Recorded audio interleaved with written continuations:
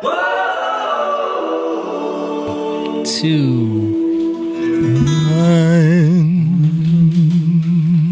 up, everybody? We are live and we are here, and it's another Tuesday night, and we're going to talk about some pretty fun stuff tonight. We got a lot of things happening. Jussie Smollett footage has been released, baby. And I want to see it. The Project Veritas stuff is crazy. Yeah. With the Google censorship, bunch of stuff. TED Talks about pedophiles, all this craziness. We're going to talk about all that, guys. You're watching Young Lion TV. Young lion, everywhere I look, they're dying. Everywhere I look, they're dying. Young lion, everywhere I look, they're dying. Everywhere I look, they're dying. Young lion, won't you get up and stop fighting? Everywhere I look, they're hiding. Young lion.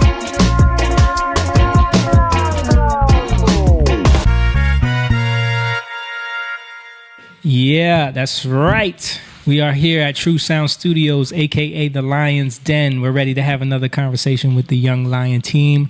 And, of course, rocking the nice blue shirt. We got my half Indian, half black with the Spanish last name, Mr. James Garcia, sitting in. Dressed up today. He's fresh off of painting with Jake today, and he threw on his best for us. Right. I appreciate it, brother. That's right. I appreciate it. And we got Jake. You got to coordinate. We got Jake rocking the yellow pinstripes. Okay. Is that yellow? I've ever had. I know your beard is really long. Them grays are coming in, brother. I don't know if they can see that. They can definitely see it. Simone Chang over there once again. What up? What up? And last but not least, holding it down on the production side is our girl Rachel Rota. You guys can tell you're in a band. That's a Telemundo introduction. Yes. So thank you, everybody who's watching. What's up, Barbara? What's up, Lacey? Oh, that might be Liz. If you guys are watching, make sure you share the video. Make sure you post it up. Let everybody know that the stream is happening, so we can get the algorithms that they have totally just hijacked. My bad. Oh man, it's not a show. It happens all the time. It's not a show without one of them doing that. Yeah, so make sure you share the video, guys. Like it, thumbs up, all that good stuff. And go to the Patreon. You can become a Young Lion. You can become one of our fellow lions and enter into the pride. Thundercats are loose. Yeah. Thundercats are loose. Yeah. And we're gonna be having some cool merch and stuff for everybody. Moan's working on some cool designs right now that are kind of like Thundercat-esque inspired. Just forgot about that. Yeah. See that? Yeah. We're on to something. You didn't even know. Yeah. And yeah, we appreciate that. We appreciate you guys watching. So what's up, guys? Anything good happened over the weekend? I moved. Oh, you moved into your house. Yeah. Yes, we missed that. Yeah, you did. How did that go? I got no help. Hey. Wait a minute. Simone helped you with his budget truck. He got you a free truck. I got a free truck. He got you a free truck. I was souped about that. Yep. Nah, it was quick. Look, now you don't. Now somebody doesn't. Now somebody wants to censor some conversations, huh? Oh yeah, it doesn't feel so nice on that side of things. Yeah. We banged it out. Yeah, he moved in with a smudget truck. Smudge it truck. Yeah. And Fabian helped you too. Yeah. Did he? Did he really though? Did he? He did. Yeah. So he did. I just didn't let him do the heavy stuff. Certain things, I'm like, that's gonna be me and Moan because I don't want my floors to get. You seen? Yeah. I told Jamie about that. Yeah, he sure did. You had to get on him. He was like, I said I was sorry. Yeah. Teenagers. Yeah.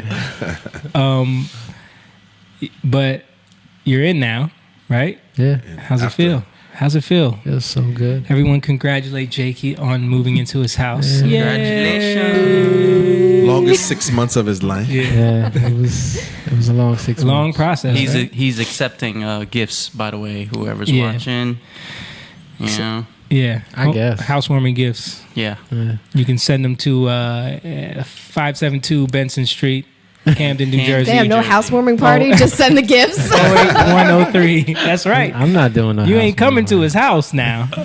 But if you want to send, you know, yo, what's up, Chris? What's up, Brezen? He said good night from Trinidad.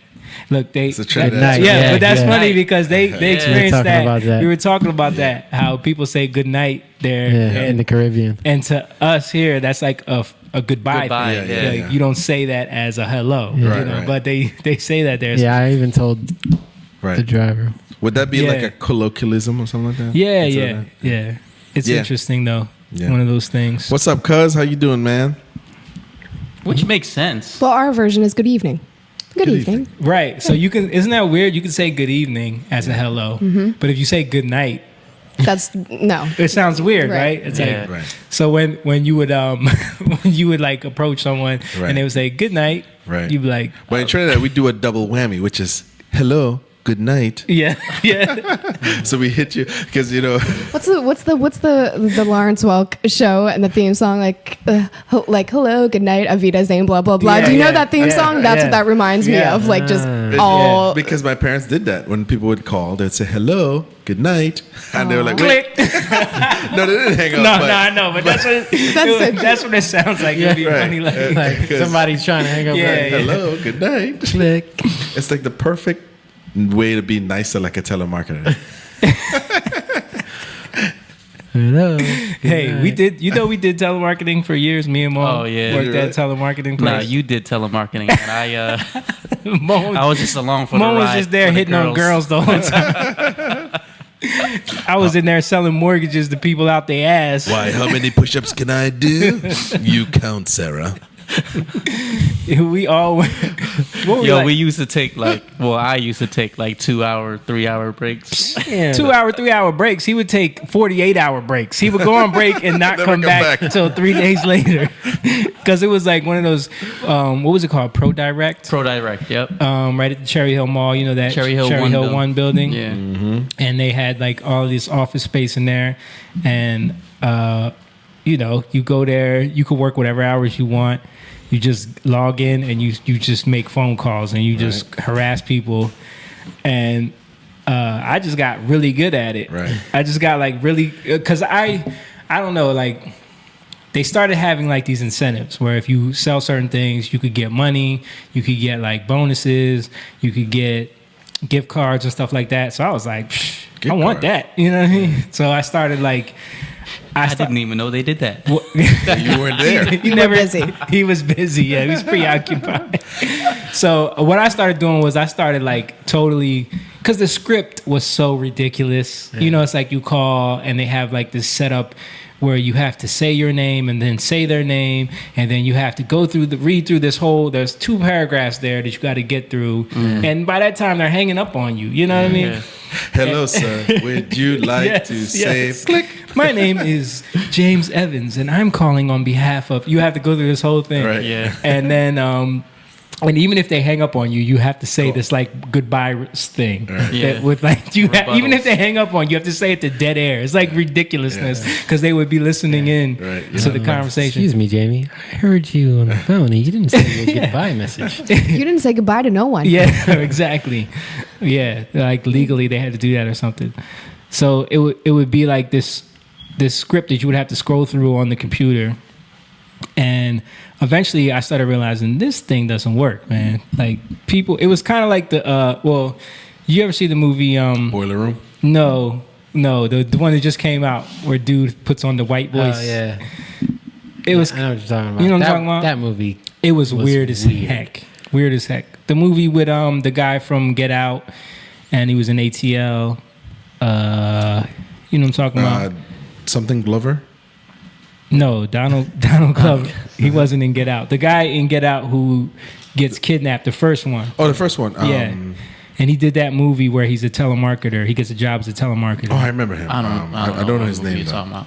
It's something about like hello something. I don't know. Something that has to do with calling people. Hello, good Sorry night. to bother you. Sorry to bother you. Yes, that's what it's called.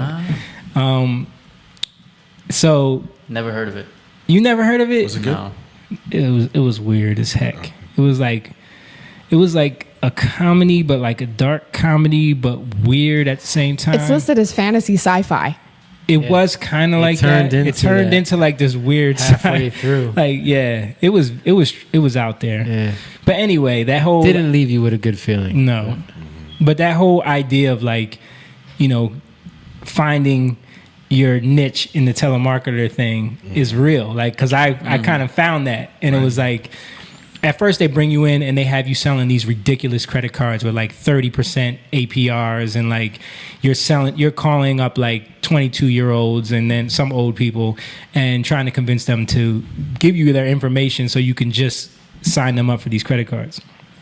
And I started realizing that the way to close these calls was just to get their information, not to actually like get them to agree to the credit card. So I would like go off script and start making up this whole thing about how we just need their information. And I started like, That's messed up. You're like, Trickery. hello, I'm from the Census Bureau. Wizardry. no, because the thing is, them giving us their information did not sign them up for the credit card. Now the credit card company had their information to then reach out to them and try to get them to close this deal. So so ProDirect's job was just to like They're the collect middleman. info. Yeah. You know what I mean? Sell the So information. so like they the didn't bridge care. to the credit card. So like they didn't care how you got it, So it was their script was to get them to give you their information, which included social security number, like stuff that people won't give out. Yeah. But if you could like convince them that you just need their information real quick, like it was I forget how I did it. Yeah. It's so many years ago, but I started like just racking them up, and then they took me off the credit cards and put me onto Mortgages. second mortgages. Second. And that was so much easier, bro. Like because this was right when second mortgages like started to kick off real big, and Early 2000s. yeah. But what they put me in a separate room. It was only like 10 of us that they picked out from everybody to sell these second mortgages, and we were getting creme de la creme. we were getting like bonuses like crazy. It was just like sorry to bother you. Like we were like remember when he got pulled into like this private account thing, and so they were giving us these bonuses, and Not Moan. no, Moan was I wasn't even there. Moan was filling up girls in the stairwell at that time. We were like 17, 18 years old. So y'all was still in high school? No, No. I think we just graduated. We just graduated. 18. Yeah. Yeah. We had literally just So graduated. this was like 99. I was still in my 99, yeah. my Honda hatchback. Yeah. 5-speed. But the thing about the second mortgages that I realized real quick was the sell was people didn't realize they had all this equity in their homes. So then I would look up on the computer. Well, I would get them to tell me what their home was worth. And then I would look, they had a little thing in the computer. Thing in the tank. Thing in the thing. And I would figure out, that was my first mission, was to figure out how much equity they had. Because I know once I told them like, oh, you have $120,000 that you can get right now. And then I would just get all their info. Like they were like, what? Really? Oh my God. And then I would like get all their info. And so, yeah. So you were using your powers for the dark side. I was, man. The dark side. dark side. Yeah. I was, bro. He's right. He's like, you said gifts? I'll be right back. And you, Jamie, award for Mortgages of the Year. And your friend Moan, what's his name again? He gets a half-eaten slice of pizza over there. Yo, I hated that job. It was like the worst. Yeah, it sucked because it was like you're on the phone constantly. Yeah. One call ends, another one comes right in. You don't even dial numbers; like they just come in through the computer. Right. So you're just sitting there, and then like someone, and of course you hate it because you're trying to talk to the girl next to you, and then the call comes in. Oh, hello, my name is. He's like, hey girl, yeah, I'm trying to. Oh, excuse me, yes, Hi, my name is John. No, not you, ma'am. I'm sorry. Not you, I mean him, not me. Hold on a second. I would never do that to you, ma'am. But can I please Put tell your finger you? where? God. Oh goodness. Yeah, but one thing about that job was it gave you tough skin because people would curse you out. Yeah. People would they would say the craziest stuff to you, and I would just laugh it off. Sometimes I would say stuff back if I knew no one was listening. I would look and the supervisor was sitting in their little booth where they could listen in on calls, and if I would see them go to the bathroom or something, I would say slick stuff. Meet me outside. My name is Jamie. Yeah.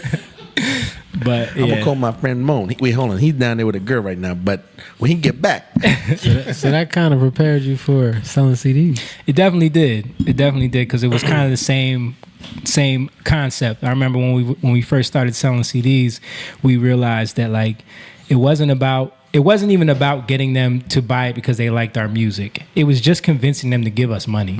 That's what it was. It was almost like you had to just find a way to break through their idea of I can't part with this money. Yeah. You know what I mean? The majority of the time was about getting them to put on those headphones. Yes. Because once we got the headphones on them, we knew that 75% of them are going to buy. They're gonna like it. Yeah, yeah, and then the other 25, we could convince somehow or just walk away from them. Yeah. I remember, man, there was times when people would be like, "I really like your music.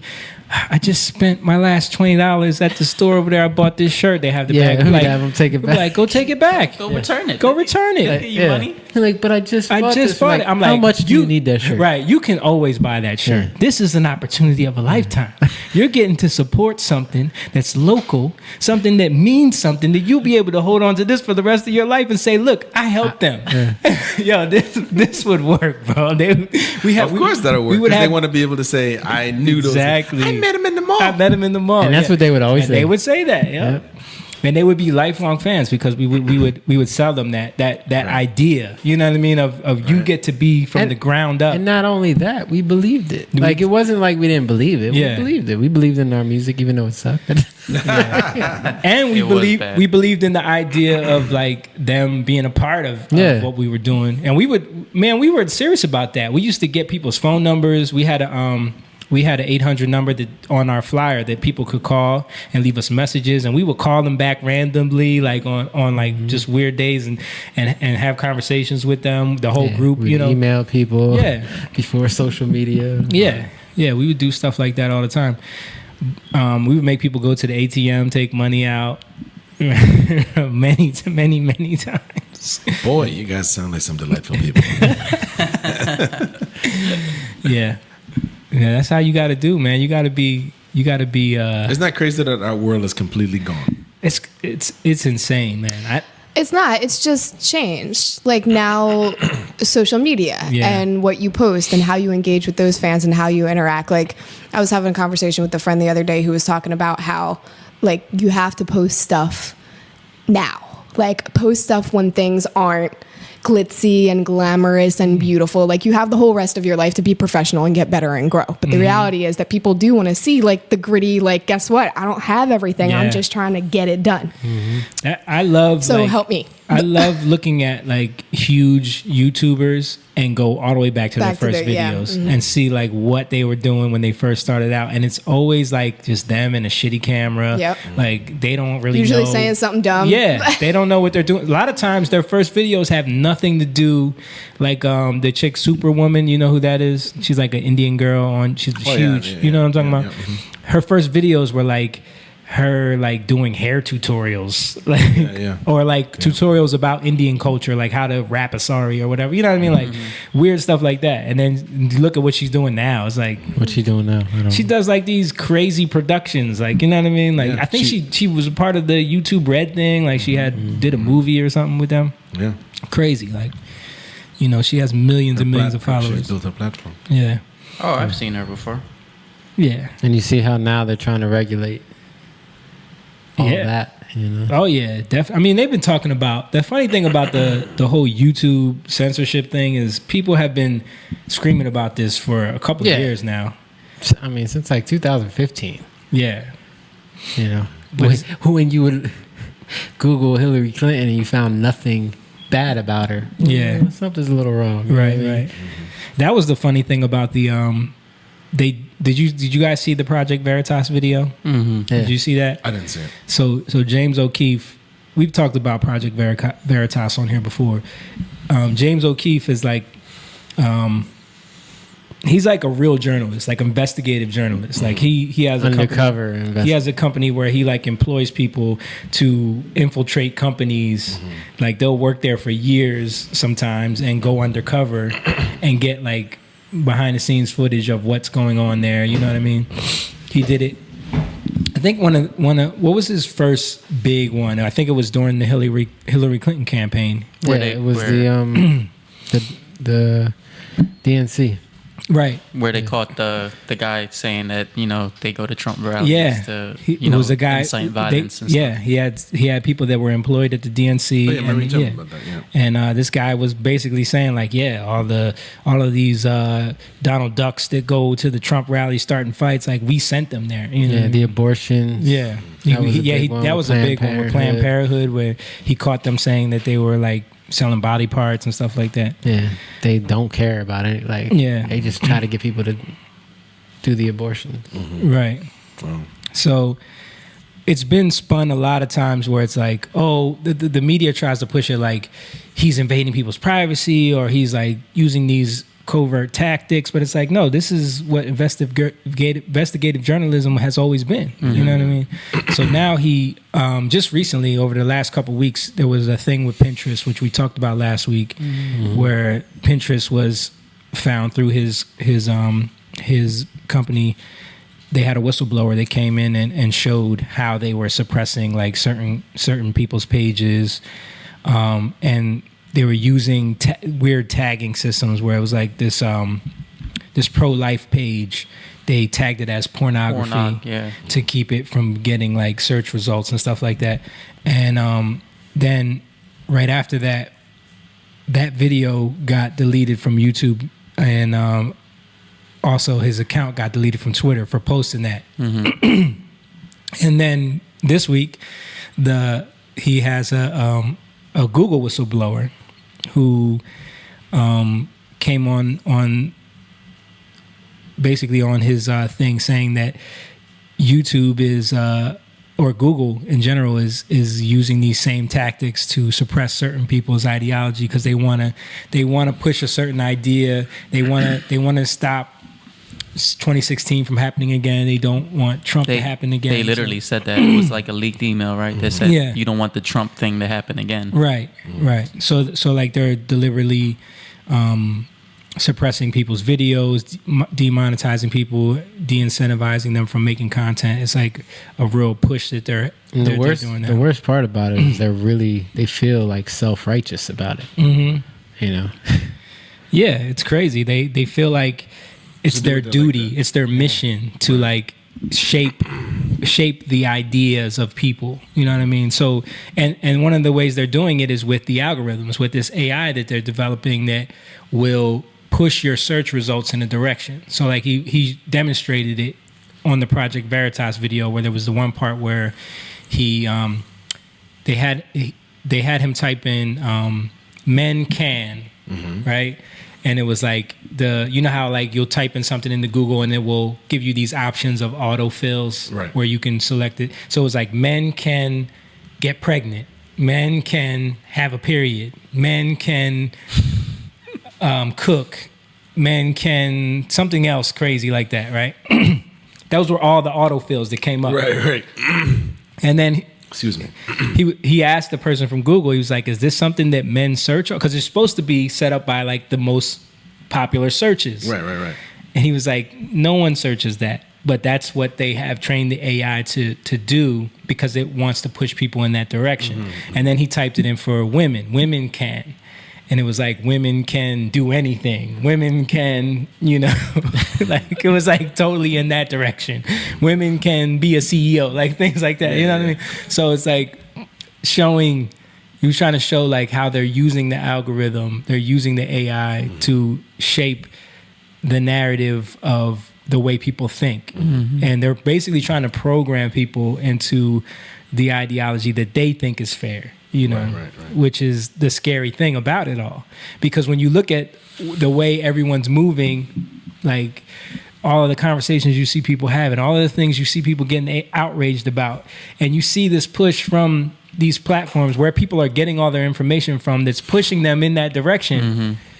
You're like, where is this thing headed, man? Like we were talking about, it's those, they're using their influence, their realm of influence to pull people into their web, or their little sphere that they can control. What, Rach? Sphere of influence. The sphere of influence. Yeah, it's crazy. I don't know if we I don't think we had any video, but didn't you find an article on it? Yeah, it's in the Young Lion team. Okay. There's a video of Ted Cruz grilling the representative from Google. Right. She just act like, I think he asked, is that your job to influence the people? And she's just like brushes it off. No, that's not our job. Well, the exec that they caught on camera at that dinner or whatever from Google, I forget her name, but she was one of the executives from Google, and they caught her on camera saying like, they want to bring us in front of Congress, but we don't care. Like what are they can't make us change anything. You know what I mean? Yeah. Wow. We're just going to keep doing what we're doing because they're not smart enough. Right. Like basically. Yeah. That she's saying like, we know what's fair, our idea of what's fair. And she lays it out. She said that like their idea of fair doesn't line up what conservatives think. So that's where the problem is. You know what I mean? Wow. Is that why like Alex Jones and Candace Owens? Yeah. That's right after they had this, the whistleblower said that they had this meeting. It was like, I think towards the beginning of the year, where they talked about their new direction and what they're going to do to focus on 2020, and because of what happened in 2016. And right after that is when the Alex Jones thing happened, Candace Owens. I mean, and now you look at Steven Crowder getting demonetized. There was the email that got leaked listed like Jordan Peterson, Ben Shapiro, Tim Pool, all these people as like people that they want to target, basically. They called them Nazis. Yeah. They called them Nazis. You guys know Ben Shapiro is Jewish? He's like an Orthodox Jew too. Orthodox Jew. Like the dude doesn't even use his cell phone on the Sabbath. Like he's he never had sex until he married his wife. Like he's super religious. It's crazy. But that's a problem for them. So just put him in that Nazi category. His ideas. Right. I think that's the problem. It's like they wanna be able to tell people, if you don't think what we think, then you have to be a racist, or you have to be a sexist, or you have to be, one of those labels. Right. And there lies in the problem, because they want to tell you, and most people aren't taking the time to actually go inform themselves and do the research to find out. Right. Ben Shapiro is not a Nazi. Right. You know what I mean? Right. He's a little annoying, but he's not a Nazi. Right. It's like, I feel like we're getting to a place where we're just responding to information. We're not actually doing any research on our own. Yeah. So, but that's why this is so dangerous, because when you look at the information that is being like funneled to people, it's all being wrangled in a certain ideology. Right. You know what I mean? And so people like when people read the article, we were just talking about the article with the dude from the New York Times talking about how YouTube radicalized them to the alt-right, you know. But when you read into the article, you realize that that's not true. That's just the headline. But people take that headline and they share it on Facebook, and no one ever reads it. They just look at the picture in the headline and they say, "Oh, this is crazy." You know? And I had to stop doing that stuff myself. Yeah. Because I realized that was just clickbait. After a while, I was like, wait, I got to slow down here. Yeah. Because a lot of times, sometimes when I would send my friend something, hey, check this out, I'm outraged by the first few lines. I'm not really doing the research. And I was like, let me slow down here for a second. Let me start really, I mean, it's kind of how it's always been. Right. It's worse now, though. Well, I mean, I'm talking about the mentality. It's worse now because of the platform that people have with the internet. But And outrage culture. yeah, but that has to do with the internet, I think. Yeah, I think that it spreads faster now Right. because of the internet But and social media. It's been like that. Like, you look at the civil rights movement and how outraged people got. It's a different thing, but it's still like the majority, the way people think, you know. It's just, you have things and the way people think, and everybody thinks a certain way, and they hold on to that, and they don't even think about, well, maybe it could be that way. No, they're set in their ways. Right. And they try to put themselves around everybody who's going to think the same way. Mm-hmm. It's like that back then. It's the same now. Yeah, I just think it's getting a little more dangerous right now, just because of the fact that like It's easy. It's right there.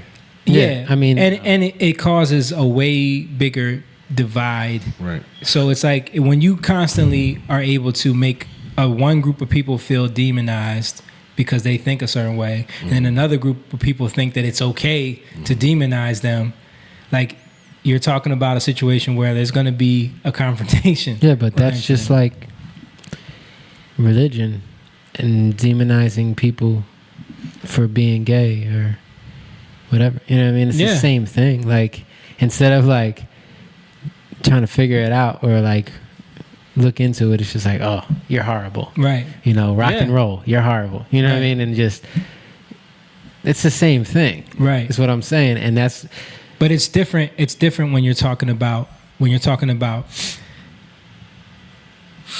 half of the country. Right. You know what I mean? When you're talking about like I get it. It is the same way of thinking, like the way Christians or the church like would treat a certain group of people, or you know. But when you're talking about a small group of people that feels like they need to band together to get, you know, their respect in humanity, it's a little bit different. yeah, but my point is, I think like that's a result of that.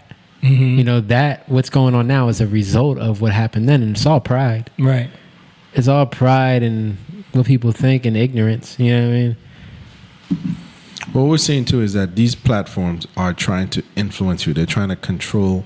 It's not like Google is transparent. They're like, it's not like where it was like what we thought it was, which is go in there, get information, and use the information whatever way you want. It used to be, right? It used to be, yeah. But we're finding out that no, they're not interested in you actually using their platform to get educated.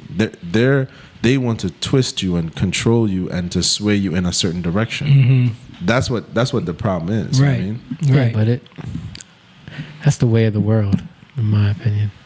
It takes the truth to stand up and rise to be able to fight against that. You know, to shine, I guess. Jake is unimpressed with Google's evil dark plan. He's like, we've seen this before. I mean, which I get to a certain extent. I like, do too. No. You know, what else could you expect, really? Right. But that doesn't mean that it's not scary and that it's not the thing that's in front of our face right now that's like presented as this is supposed to be educational and this is one of the main things that you use in your life every day to get where you're going and do what you're doing and be a human being. Like Google and all of its applications we use all of the time. We could not survive without them. Someone wants to know something, they say Google what? it. Exactly. Like that is the phrase that I guess 10 years ago became like, all right, that's a thing now. Right. So that's a huge, I understand the sense of like, that's not going anywhere and it could only get bigger. So while, it's more of the same and we've seen it. And of course you can kind of expect that to happen as they're taking everyone's information. It's kind of this wave of like, well, what's going to happen in 20 years? Like, what will Google mean then? Or the companies that own it, et cetera. Like, what I'm saying is that, like, you got to look at it, but there's a reason behind it, and there's also solutions.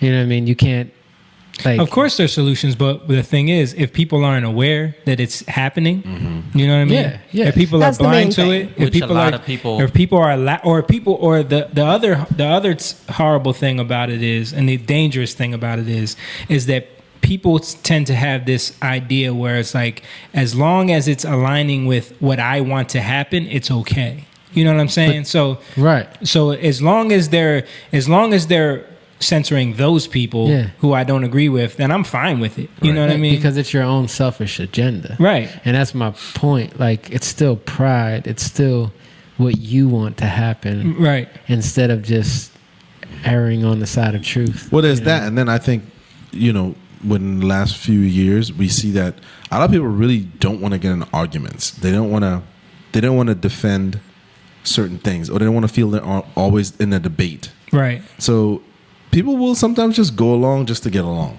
They're really not going to challenge political views. That's true. Religious views, sexual views, because they don't want to get into that.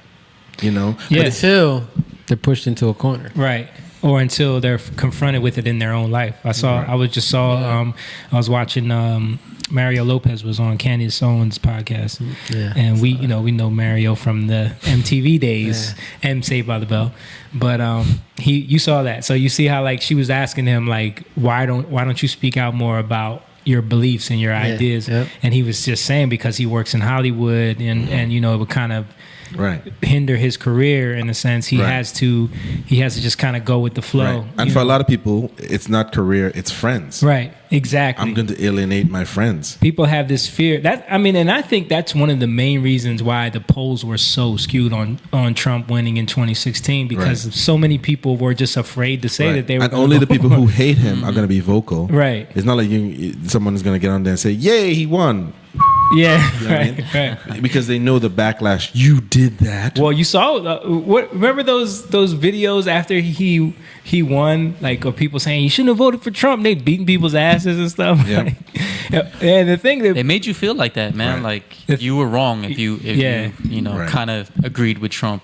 in any sense on anything On any level. and that's the scary part too is that like people are being separated into these huge camps, and it's like you could say like, oh, this always happens, but it's happening in a way where it's gonna be hard for these two ideas to coexist. You know what I mean? And that's kind of my point. Like, I think, because you think about it, you have most of the professors that are in these colleges are liberal professors. That's a fact, right? Yeah. And they come from the 60s, early 70s, late 60s, early 70s, and that whole free love movement, the hippie movement, A lot of drugs, the counterculture movement. Yeah. There was a counterculture against the traditional American way of living that had to do with religion and God. The suit and tie, go to work. Everybody wore the hats. Right. And that was the counterculture against that. Now you have these people, they're the ones that are inspiring the new generation. Right. And they're creating this whole thing. Everything they're speaking out of is hurt. Everything they're speaking out of is rebellion against their parents, against what they grew up in, because they seen the fallacies. So my point is, and what I'm saying in this is, there's got to be some kind of healing. You know what I mean? And you can't just think, oh, it's this way. No, you got to come together, and you can't come together in some bullshit. Right. You know what I mean? Just because, we got to unite. No, it's got to be in truth. You know. But that's what happens. Like, it's so funny. Like the rainbow. It's Pride Month. You have the Pride Month, LGBT, and it's the rainbow. And the rainbow is a symbol of literally God's covenant. Yeah. That he made with man. Right. I was talking to him about that. Like, if you look up what the rainbow really is, it's about the throne room of God, right? This is the place where we get authority. This is the place where Jesus was spiritually, where he walked on water. It's also there's the seven spirits of God.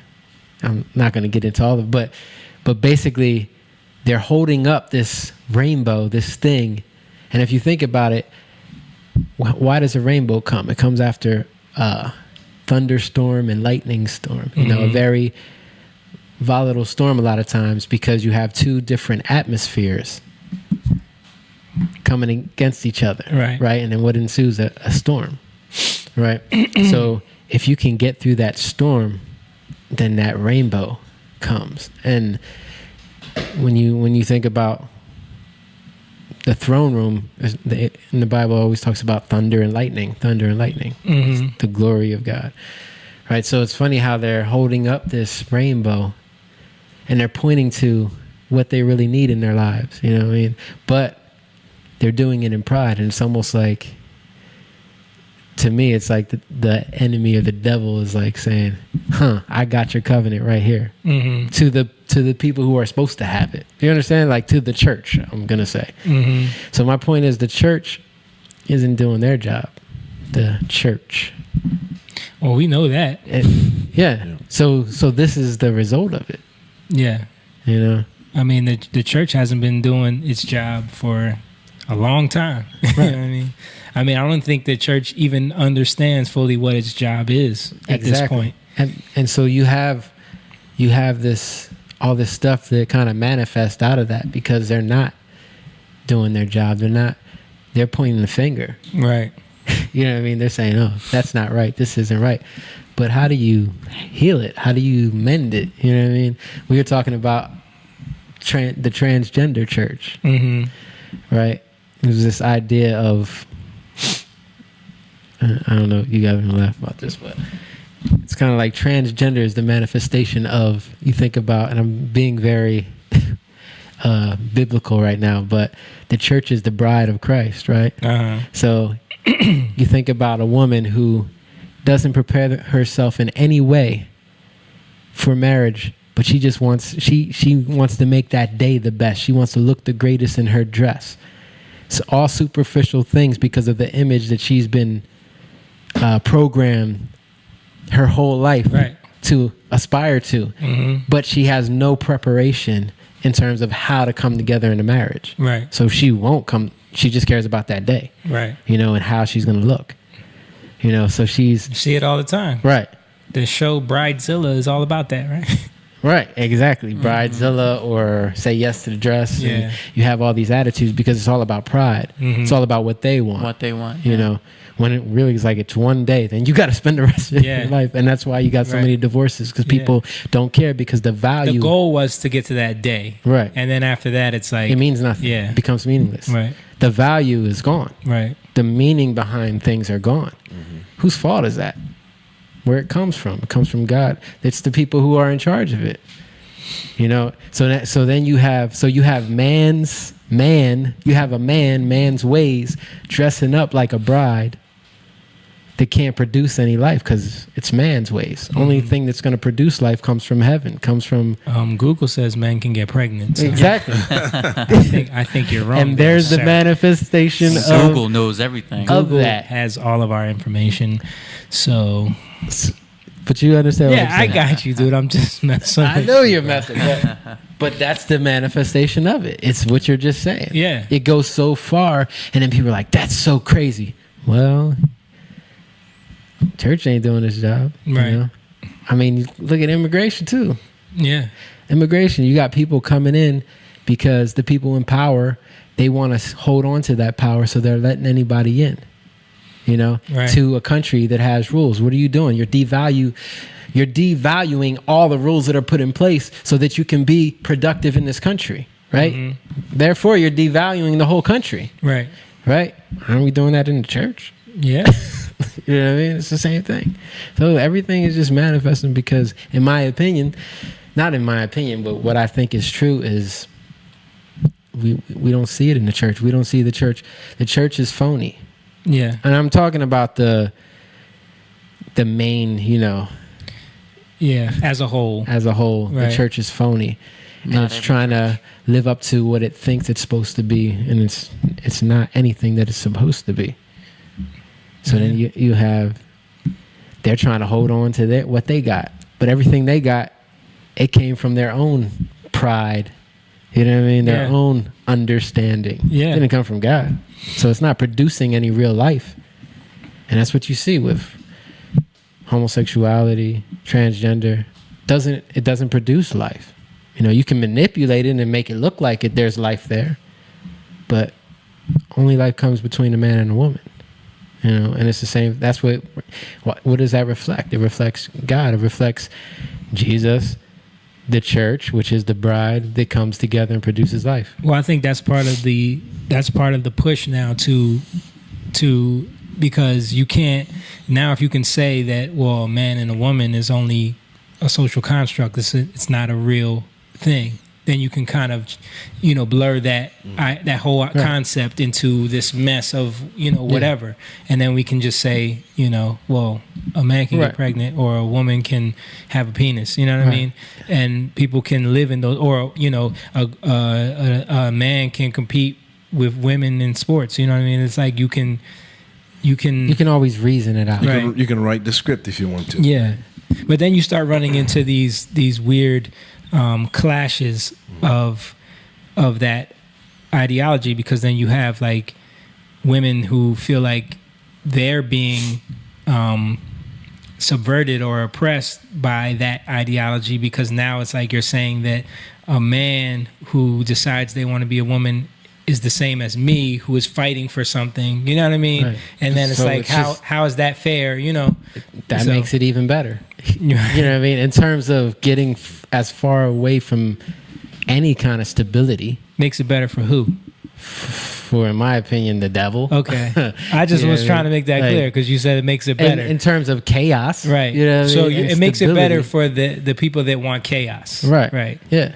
So it just creates this whole chaotic kind of thing that everyone's latching on to, all of these principles, because everybody's hurt and everybody's been through it, and they don't know where their healing comes from, so they can't get healed, and they're trying to point the finger at everybody else. Right. You did this to me. No, you did this to me. I need to prove who I am. I need to put on my crown. Right. Why do you think black people call themselves kings and queens? What's her name? Taylor Swift. I just heard a song talking about gay pride, and she's talking about we got our crowns. Like, it's all about trying to self-promote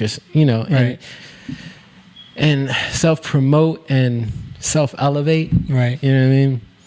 Because of hurt. Right.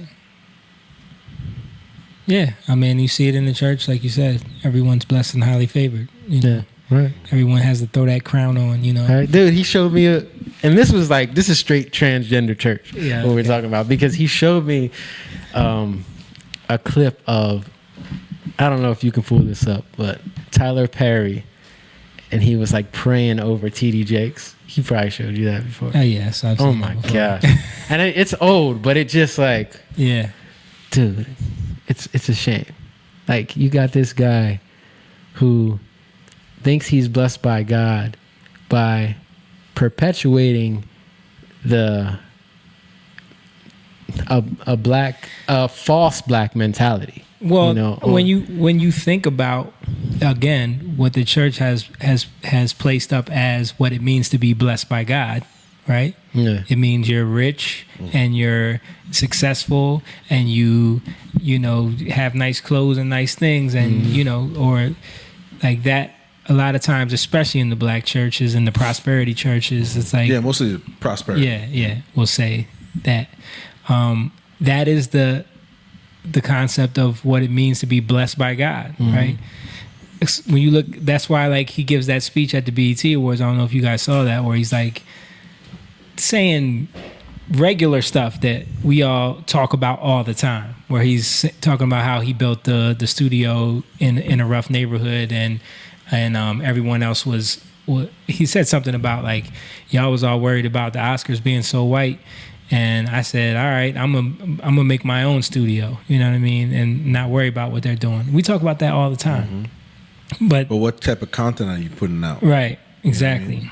You know what I mean? Exactly. Yeah. Well, how are you making your money? Off the backs of keeping people in the same mentality that they are, not uplifting them and trying to show them a different perspective. Right. While dressing up as a woman, and literally the worst image of a black woman you could possibly have. Stereotype caricature. So people can laugh. Of an old black woman that people sit and laugh at, And then you want to say that you're blessed by God. How is God in any of that? Because all of it is a lie. It's just entertainment, Jake. I know. That's what they tell you. Yeah. That's what they say about It it. is entertainment to keep That's what you. they say about hip hop when they talk about, when people actually bring it up to them, like, what about what you're saying? What about what you're saying about women? What about what your content is about? How is that affecting young kids? How is that affecting the inner city? It's just entertainment. Yeah. We can't be responsible for raising your kids. Right. You take away the responsibility, but you want to be a king. You know what I mean? Yeah. How many times you hear that? Queen of New York, King of New York. Right. King Or of God. King of ATL. Yeah. Now it's God. Yeah. Yeah. You want to be this, but you don't want to have any of the responsibilities go along with it. Right. Yeah. Well, what we're saying is people need to start thinking for themselves, start really seeking truth and don't be afraid to offend people because you're going to do that anyway. That's what we preach. Yeah. I think that's with all the things that we're finding out, like we're talking about here. I think that people just need to realize that you're not going to please everybody. Yeah. You know what I mean? And if you live your life that way, then you're never going to be happy. Right. Along the way, you're going to lose people. I think what people don't realize, what you're doing, if you live your life trying to please everyone all the time, is you're giving up your own self. You're never being who you really are. You're just constantly, submitting to everyone else's ideas. And what's your values? Right. What do you have? What do you stand for? Right. Yeah, and people, it's funny because a lot of gays will look at the transgenders like, well, that's not us. Yeah. Or transgenders might look at pedophiles, well, that's not us, and you can always find a way to lift yourself up because you're looking at somebody else. Right. I think to me, it's when you become a parent and you have a child that everything that they're going to get in the first part of their life is going to come from you. Right. I think it becomes more important to you. Where do you stand with certain things? Morals, values, religion, attitude, behavior, all of that plays out because within the next 10 years of their life, everything that you do or how you teach them, that's what's going to come out. Right. You know what I mean? So how are we going to navigate this current world with all the things we just talked about, social influence, Google's algorithms, politicians saying certain things? What do we do? And the truth is, we just have to stand for what's in the Bible. What does God say about this? And it's there. Right. We just have to submit to that. And we have to establish those things in our home first. Yeah. In our home first. We always talk about that. We always say, we talk about our family, right? And him and I talk about this. We see the flaws in our family, in our aunts, in our uncles, in our cousins, in our brothers and us. We see it. So now the question is, okay, so you and I are intelligent enough to see it, but what are we going to do about it? And you and I always say, how are we going to teach Elise, Aria, and Sophia, and in the future, the others to come? Right. I'm not excluding you guys, but we're just talking. Yeah, between me and you at the time. Right. How are we going to teach them to love one another? Right. Or what's important, or how to interact as a family. What that bond means. What does it mean? Yeah. And establishing a new rule. A new rule. Yeah. Like it's like I was telling him about how like our grandparents and that whole generation, they had something when they set up the Evans structure, and they would have everybody it was like incorporated, and they had everybody come together. They had like a newsletter that they would send out, and they would talk about what families going through in this part of the country, that part, and they would let everybody know. They were trying to keep a structure there and an idea there where everyone's on the same page and everyone has the same values system in place. And you see that like with that generation, they were very together. Right. You know what I mean? And they very much had each other's back. It kind of got away from that, but I think we need to take that approach as far as like making our kids understand. It starts with us, right? And then making our kids understand what the importance of our family structure is as a group, and then having them continue that on, and what the morals and values that we believe in and what we stand for, and why it's important that at least look out for Sophia and make sure that she's doing what she needs to do, and Aria, same thing, or Layla.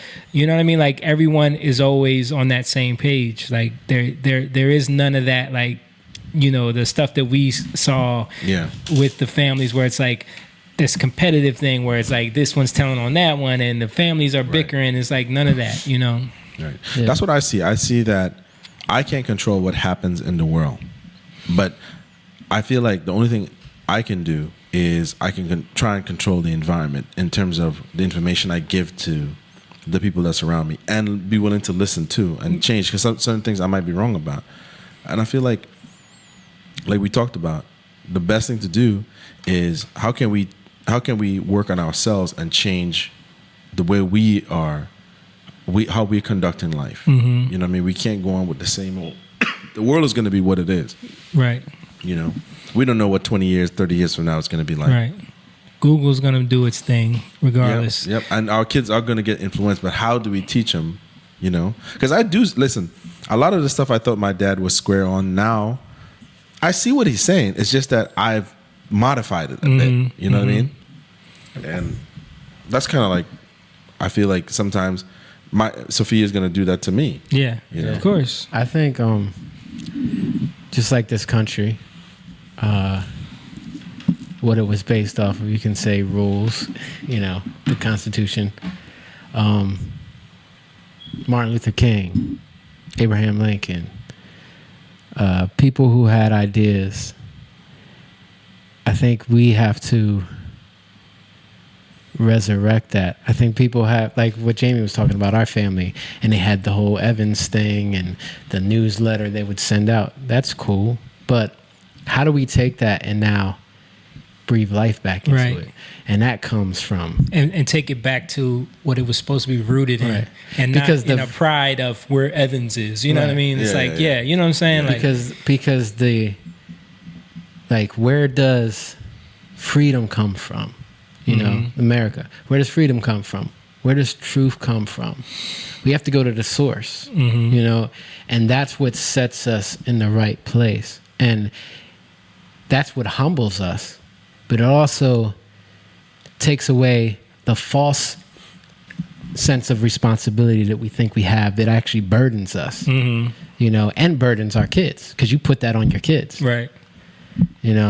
And so it's freeing in a way, freedom, it's freeing in a way, because when we mess up and we fall, what does God do? He resurrects us. He raises us back up. But it comes from his area, like what I was talking about in the beginning, that rainbow, that throne room.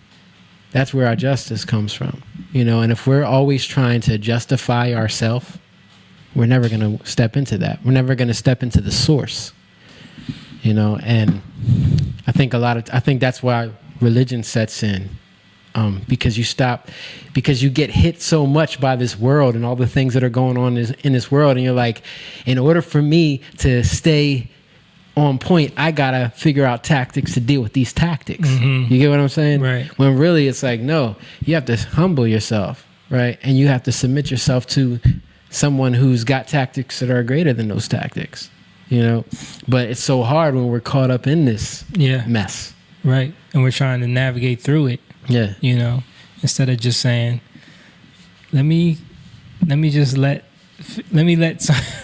God figure out what this is, and then I'll just do what I need to do. Because if you say to somebody like, oh, you need to be a man, you need to be a good husband, you need to handle that, like, their perspective of that is going to put them in that place, or even your perspective of that, you're putting that on them. Right. And then how do we, where does that come from? Good. No one's good but the Father. We have to get that good from Him. We're not, none of us are good. None of us really know. We're learning and we're growing. And if we can show that to our kids, that's amazing. That's more important than having these values, because now they walk into the heart where those values come from in the first place, and that's more inspiring. That's more freeing, more inspiring. There's more passion there than values and morals. You know what I mean? There's so many people out here. Well, Stephen, values and morals is like the launching point, right? The starting point. Right, but what I'm saying is they come from somewhere. Right. And but you have to start them there to then lead them into that. Right. But what I'm saying is that if you just stay there, Right. then that's the problem. Yeah, then it just And becomes loss. right. You know what I mean? Right. And then And it's just like, how can I manipulate these Right. laws to get what Right. I want? Anyway, I can still get what I want, but then not get in trouble. Like it just becomes how can I figure out a way around these laws, or just Right. not give a shit about them, and you know what I mean, like and rebel, because that's what it turns into. If there's no understanding brought into it, you know, like because now with Elise, she's at an age where I can start giving her understanding on things. Like before, it was like, no, you can't do that. You know what I mean? And you couldn't really go into why, because you're not going to get it. You know what I mean? Just because I just know you can't. You know what I mean? Well, you'll there's give them a little piece, of how you could break it down. Like, you know, this could happen or that, something they can understand. But now, like, she's getting that age where it's like I can really break things down. You know? And we have to understand that even though all of these things we're saying is good, is a good thing. Human nature, we're not making little angels. Right. That's just the fallen nature of man. That even though we would teach our kids all of these things, and our parents taught us these things, they're still gonna go through life, and they're still gonna break those rules. You know what I mean? Right. But They're going to be keep challenged. but we can keep them in a place of innocence where they're always coming to you and feeding off of you. You know what I mean? And I mean, as they grow, feeding off of God himself. But it's that thing where they're always curious, and they're like, when your daughter isn't old enough yet, but when your kids come to you and they ask you questions and they're so open, and if you give them some BS answer and you just brush them off, Right. like, they're not okay.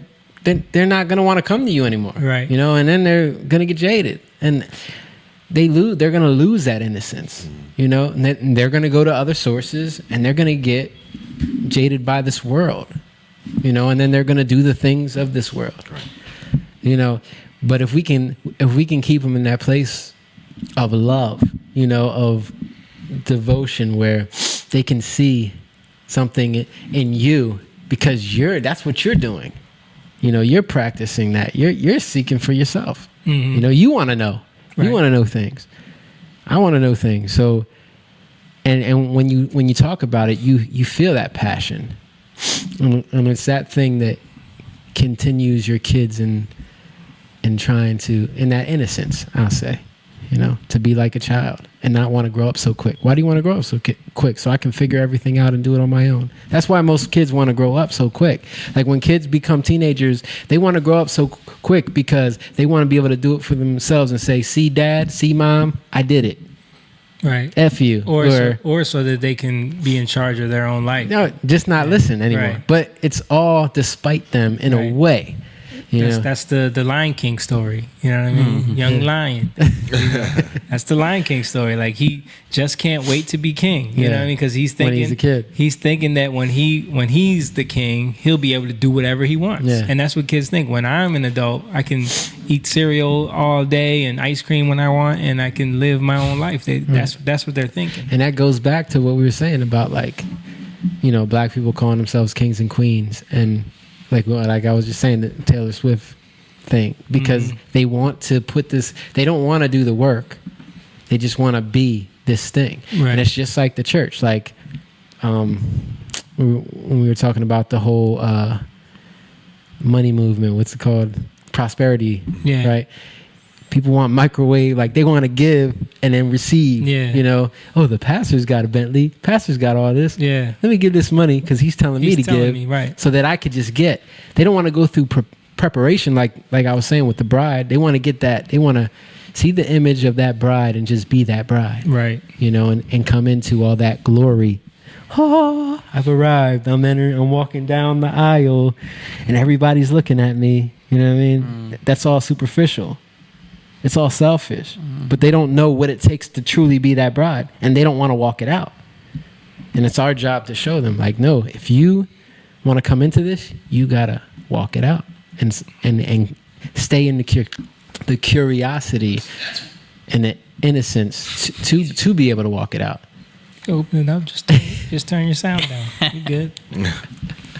And that's why, like, glad to see I'm not the only one. what does God say? You have to come like a child, childlike faith. You know what I mean? that's the beauty of this world. It's when we get jaded and we think we got to figure it out. Like, I can't stand that. Like, dealing with my teenager, I can't stand that when he does that. That concept of I know already. I already know. Yeah. Because you're shutting, because everything I have to give you won't be able to receive. Right. So you're just going to close the door on it, and I can't give you anything. Right. And I want to give you stuff because I love you, you know?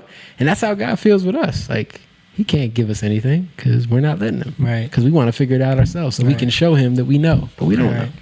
But in a way, you kind of you have to give him a little, because we were there too. Yeah. When we were teenagers, we were young and we were rebellious. You have to let him go through that. You know what I mean? Yeah, absolutely. And he'll see it, but remind him all the time, like, well, this is happening because of this. Right. You know? Right. Isn't that what how God deals with us though? Yep. Like, we have the free will to do. He's never gonna force himself on us. But it's like then when you go through things, it's like sometimes it'll hit you like, oh. And he'll forgive you. I get it. He'll forgive you. Right. But you still got a speeding ticket. So Right. I forgive you. You're not gonna get points. Right. But you're gonna have to pay for it. Right. Yeah, you're already forgiven. Like, even with your kids, like, they annoy you and you wish you didn't have to, like, just do it the easy way, you know? Yeah. But they got to go through it. Right. Because they got to learn. Right. Yeah. Yeah. Got some people watching in the chat. Just want to say what's up to everybody who's watching. Make sure you like the video and share it, please, so other people can see it. We're having some discussion, some conversation. This is how we talk all the time, by the way. Even when the cameras aren't rolling, this is our conversations. So, speaking of all of that, you want to talk about the Jussie Smollett thing? Yeah. Or did you want to talk about James's Thundercat moment? We can. Because we're talking about the church. Yeah. Talking about the whole, like, the process of the church and how, like, they go through these traditional modes, the way they bring people in, and your story was with when you were at church and they were trying to get people to speak in tongues, right? Right. And you know, it was the first time I gave my life to Jesus, and Was this at my original, I don't want to mention the name. no, I mean before you came to the US, or No, this is in the United States. I was like Okay. 19 years old. Oh, okay. And I remember after I never heard the story. prayed. As long as I know this you, is good. I This never is heard good this. Well, it was more of a state of confusion for me. So anyway, I went up, I got prayed for. I went and they took us to a back room, and I remember this was the chance we had to prove, or I don't know, but we had to speak in tongues. And all I could remember, he's telling me, he's like, just say whatever comes to your mind. And all that popped into my mind was the Thundercats theme. And I was like, is something wrong with me? Like, why am I not? But then I realized, just say it, brother. Just say what's on your mind, brother. Just speak it out. And James is thinking, Thundercats. because I was so confused. I was like, but I realized everybody was just repeating what they were saying. Right. So they were taking the initiative and they were speaking in the tongues, but then everybody was just repeating them. Right. You know, and I didn't understand the gift of the Spirit or anything. They didn't explain that to me. They said that's just a sign of being saved. Right. So that's all that popped into my mind. And I was like, and they kind of rushed you into it. They kind of rushed me into it. So I was confused. And then he gave up on me. He went on to somebody else. It's so funny because what did he say to you? I can't remember what did I say. You said he say said, like, say whatever. come that on, comes brother. to your mind. No, after he gave up on you, like, He said, "Come on, brother, you have to want this." Yeah. You have to want so this. so it's like he puts all the blame on you. But isn't that what they do? Like, because it's that same thing where people that have been going there forever and giving and giving and giving. See, now you got to be living right. Now, You ain't living right. Now, see, that's why God ain't blessing you. Right. You ain't living right. It's like you doing everything. Now let's go into this message about 12 ways to please God, Right. So you can get that money. Right. I was just confused because, you know, I at that time I felt like maybe something was wrong. Maybe I didn't. You know what I mean? Right. But in my heart, I was sincere. I went up because you know what I mean? And he didn't make it any easier because because The of pressure was on. his own insecurities.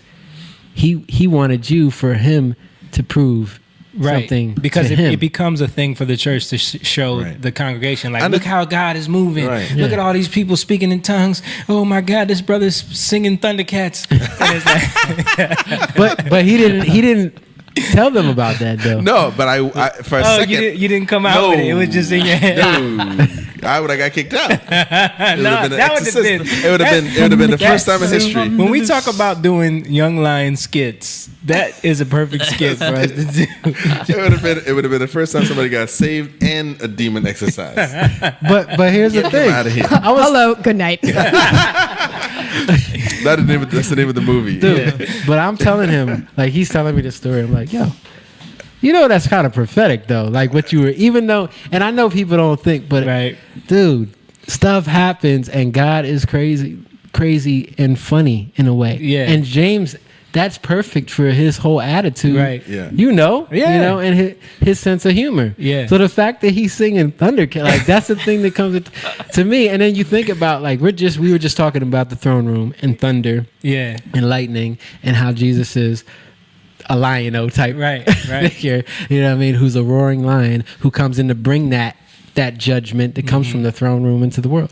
Like, yeah. Yeah. You know what I mean? For a second, I thought maybe I should just say whatever he's saying, and I'd be done with Just it. to get it over with. But I yeah. didn't feel it. You know what I mean? And I'm But you glad. did the I'm right glad thing, I'm yeah. glad I didn't. You didn't pretend. Like Yeah. I remember times at churches. I'm not gonna say the name either, just because. But like I'm not either. when they do the thing where it's like, come to the front, because so the pastor can pray for you, and you go up there and you're praying, and it's like they put a person behind you because everyone's falling out, right? Right. And like it's like they want you to fall you out, and I'm won't like go. fighting it, like, like 'cause Get gotta spotters, fight it here. spotters in church. yeah, they got spotters, and it's like they do it in a way where it's like they're praying over you, and then they just push you over, and it's like supposed to seem like you fell, you know, and it's like this whole thing for the It's a congregation. theatrics. I think that's what it is. Yeah. But have you ever fell over and it's been God? Yes, Exactly. But there's a difference when it's like this whole show. You know what I Exactly. mean? Right. And, Right. Yeah. So you can't. What I'm saying is, you can't throw the baby out with the bathwater. Right. Like you just can't say like, "Oh, this is some bullshit because Right. you know this happened to me." Right. Like, no. No, you have to understand why they're doing it that way, you know, and what. I don't know. The church is just, you know. We gotta do a more comprehensive topic when the time is right. About the church, like a whole breakdown of Yeah, the yeah, start of it and everything. Yeah, we've talked about that. We need to do that. We need to do a whole episode based around that. Yeah, because we got to get into the Reformation movement. We got to get into the different versions of the Bible. We got to start from the beginning, bro. Yeah. We got to go to, Constantine, and We got to just Well, give even Jake being- like a whole hour by Yeah. himself. we got to start. We breeze over Constantine a little bit. Yeah, we got to start there, though. We got to start with Constantine establishing the Bible. We got to go with his real Well, ideology. and the version that we have now, where did that come from? Yeah. Like, you know what I mean? Like, Yeah. break that down. Because Yeah. I don't think I understood that. A lot of people don't understand that because, again, no one researches that. Right. Because you're taught that, like, the church tells you that this is the way it is, and that's the way we've always done it, and that's all there is. And if you do anything outside of that, Right. you're going to hell. You know what I mean? So it's like, And people are fearful, man. yeah. You know? Yeah, I mean, that's the way it's always been. For how many years was it in the Catholic Church you weren't even allowed to read the Bible? Yeah. It was in Latin for a long time. Yeah, it was in Latin, but you also were killed if you owned a copy of the Bible. If you owned a copy, or at least arrested. You know what I mean? Like, what? That's crazy. Yeah, because they can't control you. Yeah, Right. it's just All like about Google, that man. control. They can't. Yeah. Just like Google, man. They had to clamp down on it because they started realizing. But that's what I'm saying. Like, it's the same thing. They started realizing that people were gaining all of this knowledge from Right. YouTube and Google. Like, man, we for years, how much stuff did we look up and like just learn? Yeah. Just like, and a lot of that stuff you can't find anymore. No, you can't. Like a lot of that stuff that we used to look at and research, like it's gone. Right. It's like going down the rabbit hole, man. Once Yeah. you find it, you can't unlearn it. Yeah. You know? But it's just amazing how they kind of grabbed the reins of that, and you saw them saying like, okay, we need to. Yeah. Well, I don't think they thought that. At first, it was sort of like to be a bunch of conspiracy kooky people out there, but then it started sinking. Yeah. Because at first it was just about them building this platform with tons of content, unlimited content. Right. So YouTube. I don't know if y'all remember. YouTube started that partnership program where it was like anyone can become a partner as long as you post about this amount of videos all the time. You can be a partner and you can make money. This is before the monetizing thing, and so like people started becoming partners that were just posting videos all the time, and that became like this huge platform for people where they're making money, they're posting videos, and they're gaining these followers.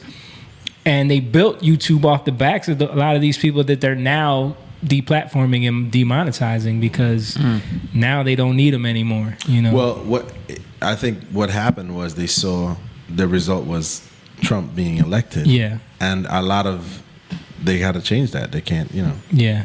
They can't let that. They can't let that happen again. Right. Basically, and I think people are tuning into to YouTube for information. Yeah, you know what I mean. More than the news. More than the news. And I think that's another angle too that people don't think about. That these news corporations have a lot of influence. The companies that own these, like, you know, the people that own Fox News, the people that own MSNBC and CNN, they have a lot of influence and a lot of money, and they're doing everything they can to shift the focus back on them. Like I know YouTube and Google have.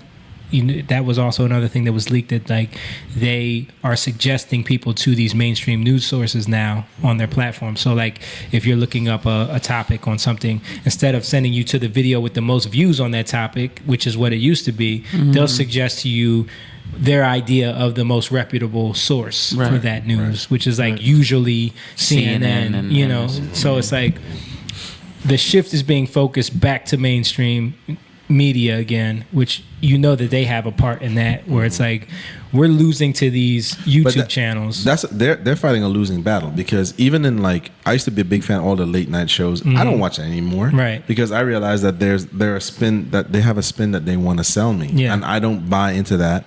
I've done the research on what they're telling me, and what they're joking about really doesn't add up to the values I have now. Maybe when I was younger, you know, I laughed and I chuckled and I tuned in.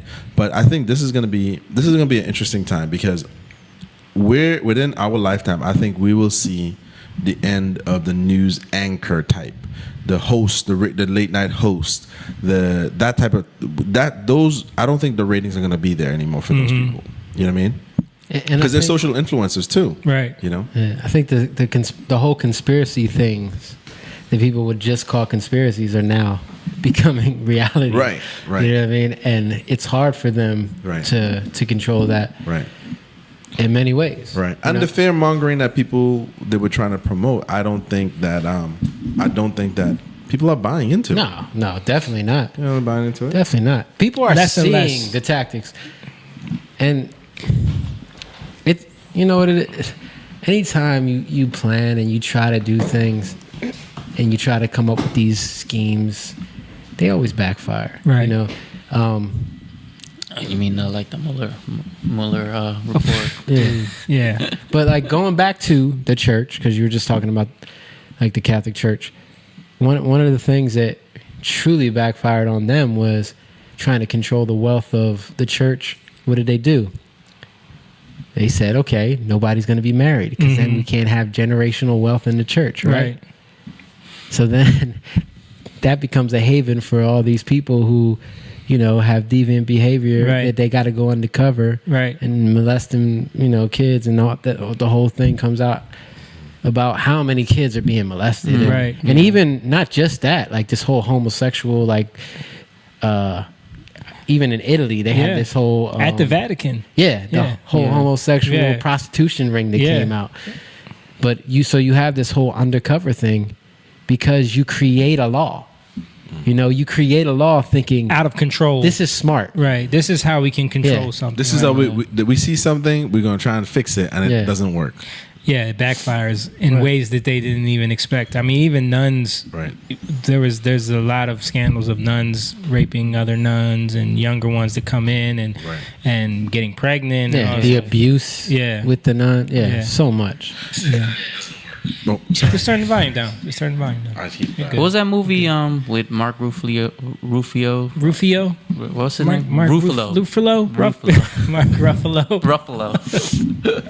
You know, the guy that plays The guy, the Incredible Hulk. The Incredible Yeah. Hulk guy. Yeah. Part 3. Yeah. What was that movie called? I don't know, dude. What movie? It was about the scandal, the priest scandal in the Catholic Church in like the Boston area. Dude, it's like right on the tip of my tongue, and I can't remember it. But anyways, I'm mentioning that to say there was a scene in the where he was investigating, and he ends up going to this guy's house, and he was talking about, you know, did you know about so and so got molested or whatever like that. Oh yeah, we all know that's just part of it.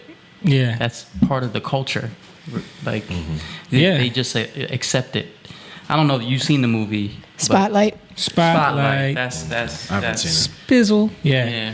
Yeah. That's. But it's like That- it's that's- like almost normal to them. Like, you know, something like that happening. And not only that, there's a lot of times, you know, in a lot of these cases, the parents that are involved don't even want to speak on it because they don't want to go against the parish. They don't want to go against the father. They're powerful. Yeah. So it's like They don't want to go against the church. Yeah. And they don't want to. They don't want to be the ones to.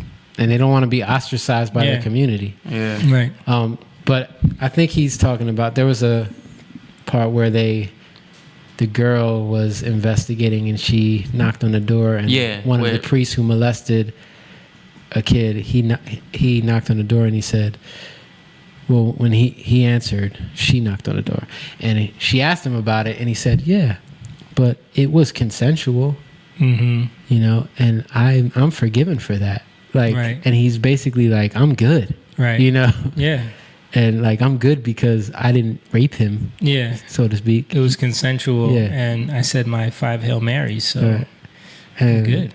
She was like blown away by Yeah. it, you know, but it was just like programming that he went through Yeah. to be okay with it by the church. Mhm. You know, they had these like things that they would take them away and send them through this yeah. class and this training, then And they it's- relocate them. Yeah. Yeah. And the they would training's just move basically just programming Right. to make them feel. To make you feel okay with what Right. you did, right? Yeah.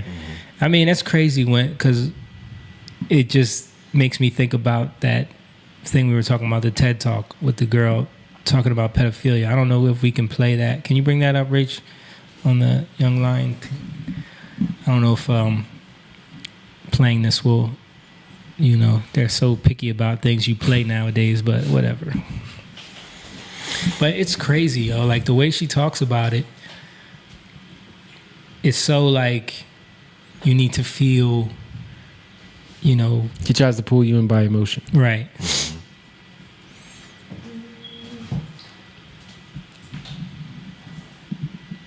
Is an unchangeable sexual orientation, just like, for example, heterosexuality. No one chooses to be a pedophile. No one can see being one. and quiet and nice. The difference Everybody between will listen to what I'm pedophilia saying. and other sexual orientations is that living out this sexual orientation will end in a disaster. Right now, most of us feel discomfort when we think about this scenario. And most of us feel discomfort when we think about pedophiles. But just like pedophiles, we are not responsible for our feelings. We do not choose them. But we are responsible for our actions. And we must make a decision. It is in our responsibility to reflect and to overcome our negative feelings about pedophiles and to treat them with the same respect we treat other people Demon with. talking to you? We should accept that pedophiles are people who have not chosen their sexuality and who, unlike most of us, will never be able to live it out freely if they want to lead an upright. So That is crazy. So we need to accept that there are people who have not chosen their sexuality. So again, turning this into a sexual preference, turning this into, bringing this into And they've tried this many times. See if you could, let's play the Snapchat thing that I put right after that, because Snapchat got in trouble for putting this girl video went viral on Twitter that Rachel's about to play after this came up because of the Pride Month thing. They were trying to do this whole, love has no gender, love has no this, no that, and so we'll see if she could play it. You can see. There you go. Okay, so Snapchat has this filter: love has no gender, sexuality, disability, religion, and age. Why is age an option? I heard pedophiles were trying to get into the LGBTQ community, but did it happen? What do you mean love has no age? Love has no age. Wow. Which is like I remember seeing that like on the NAMBLA website when I was looking them up before, because they're trying to get the age of consent lowered. Yeah. You know what I mean? And that was one of their mantras, like love has no age. Mm-hmm. So it was like, for that to be just snuck in there at the end of the Snapchat filter thing, is like, what? And then they removed it right after this went viral. Yeah. It's like, how does that happen? They said it was a mistake, Yeah, it's a mistake, yeah. Just sure, they're trying to see if it can go through without any controversy. Or just like, it's like it's almost like there's this movement to desensitize people to the concept of being okay with pedophilia. Mm-hmm. Yeah. Mm-hmm. Like that's the next step of our evolution as humans. Right. Like, that video, man, blew my mind. The way she just tried to make it so normal. And there's a lot of them though. You think about it though, like that's what, like, transgender. You're asking a kid, like, Sherry's. Whatever the hell her name. Charlize Theron, and the other one, all these Hollywood people. Yeah, I'm glad to see I'm not the only one. Dude, names. I'm the worst with names. But all these Hollywood people who want to be so self-righteous and say, "Oh, I asked my kid, and he said, well, I don't even know what to say." Like, but they said they wanted to be a girl. Like, they're 3. Right. How do they even decipher between the two? They don't have, like, dude, my son is 2. They don't know what they're saying, number one. And to give them that power is crazy. Yeah. And you wouldn't give them that power in other instances, but just because it's a thing now that you can be righteous in, you can virtue signal that this makes you some type of tolerant person if you allow your child to choose their gender, which is crazy, because what decisions do you let a child make? Right. And but this is my point. They don't even understand sexuality, right? They don't understand sex. They don't understand sexuality. So what is that going to lead to? The next step, sex. Right. You understand what I'm saying? Like, that's what it's leading to. Like, because if you're going to put them there, you got to now expose them to these other things. And then you have the other kid who's like on TV now and going to like the drag strip kids club. you're talking about. Yeah, and like being a part of this whole like sexual, like, Desmond. And it's funny amazing. because it's like, so to be a girl when you're a boy, you got to be sexual and be a promiscuous woman, not a girl, right? Promiscuous woman, and wear all this makeup because that makes you a girl, right? None of that makes sense, right? And no girls at that age do that, right? So the other thing I noticed is that the back to the Hollywood actresses who adopt these kids, it's never their own biological kids. It's always kids they adopt. Sometimes it is, right? Or is it only the ones they adopt? I don't know. Sometimes it is. I feel like who's the one that just was like said they were having a baby? Well, I don't know. You ever heard about babies? Babies. But I know Brad Pitt, his daughter. Rachel's looking like you haven't heard this term. I'm just tired of all of the. Please indulge yourself. Yeah. And look up what a baby is, because it's a baby without a gender. But that's the problem, is that we as people, we are letting these idiots tell us what to do, right? And we're letting it sink in. We're not challenging this stuff because Google's telling us that men can have babies. No, because we've given over all control. Like, we can't, dude. You're a crazy person if you believe that. You're crazy if you believe that a man can have a baby. Dude. You're insane. Dude, there's so many people that are saying but that. It's like, now. I need to say that to somebody. Yeah. You are absolutely insane if you think a man can have a baby. Right. You're insane. Or that a woman has a penis. Jamie said babies, and then I just thought about the Celine Dion line. Remember we video played that from commercial on here went before. from Did blue we to play that commercial pink. on the podcast?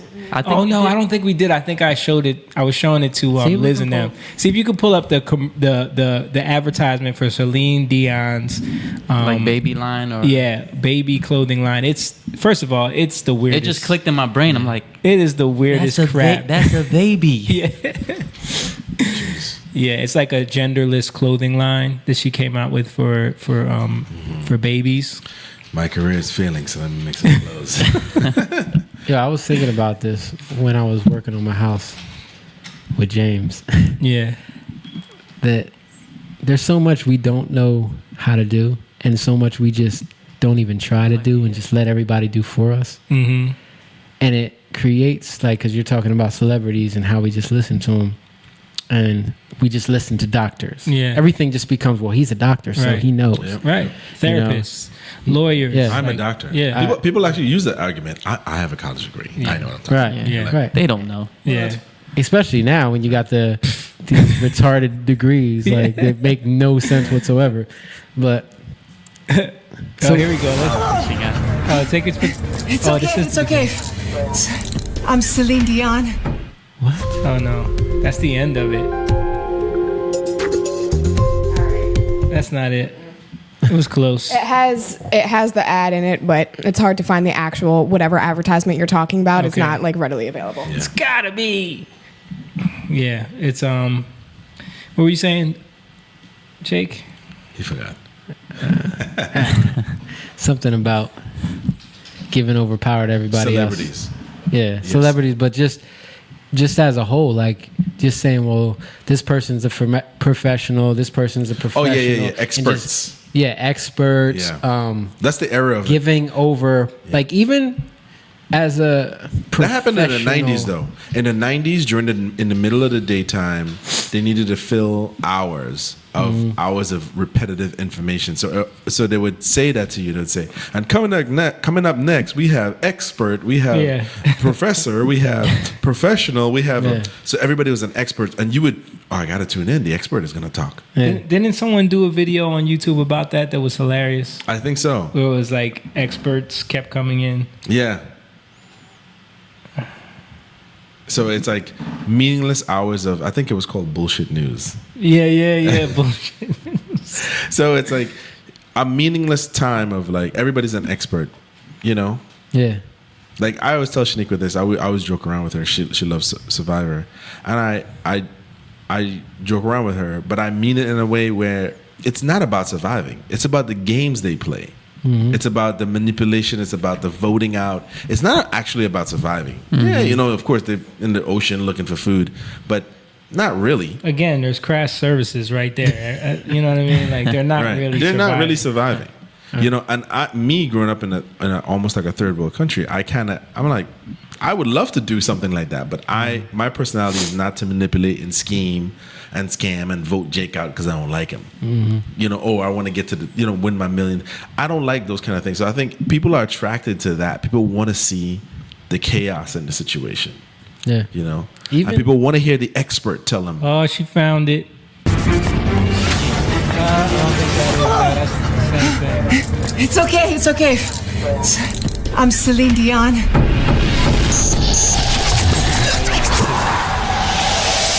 Our children, they are not really our children, as we are all just links in a never-ending chain that is life. For us, they are everything. But in reality, we are only a fraction of their universe. We miss the past. They dream of tomorrow. We may thrust them forward into the future, but the course will always be theirs to choose.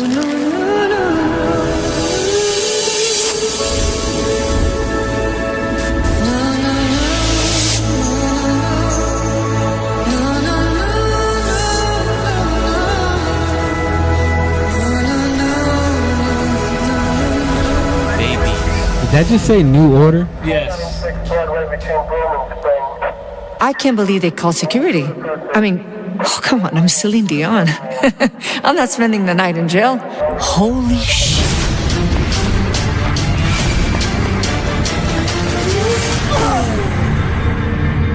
Guys, relax, easy. I'm Celine Dion.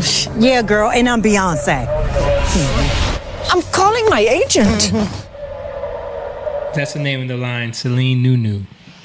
But the funny thing She got was that Nunu. when they first showed that advertisement, they didn't start it with the little clip and then the 1 hour earlier thing. It was just like her coming in with that weird music into the nursery with these boys and girls, and then blowing this black stuff on them and turning them all into like gender neutral, you know.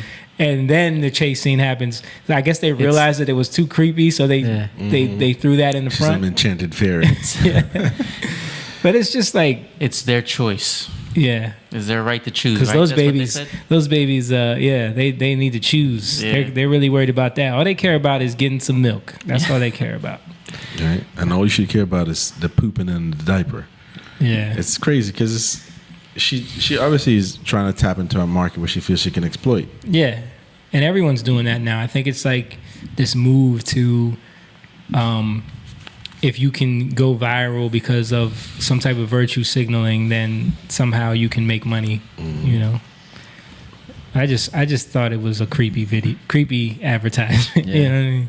It's weird. Well, expected. More and more of it is going to come. Actually, you know what's funny? I wanted to talk about something you and I were talking about over the weekend, which was dating. Yeah. Choice. And Google and all these platforms, social media, Tinder, all these type of things. Mm-hmm. I feel like there are a lot of people out there who are they're looking and they can't make up their mind because there's just so much choice now. Yeah. You know what I mean? I think that's part of the issue with dating now, and it's happening. They've done studies about this with like the younger generation and how like a lot of them aren't getting married, and a lot of them, especially young guys, there's too many choices out there, and you can easily find a girl that you can easily find multiple women that you can just go on dates with or just have sex with or whatever and move on. Or how about like even with the issue with pornography, and a lot of younger men are having issues with even having erections. Yeah. Because of Erectile dysfunction Yeah. is crazy now. with amongst younger guys. Which one was it? This one? This one. Okay. Yeah, it's crazy now.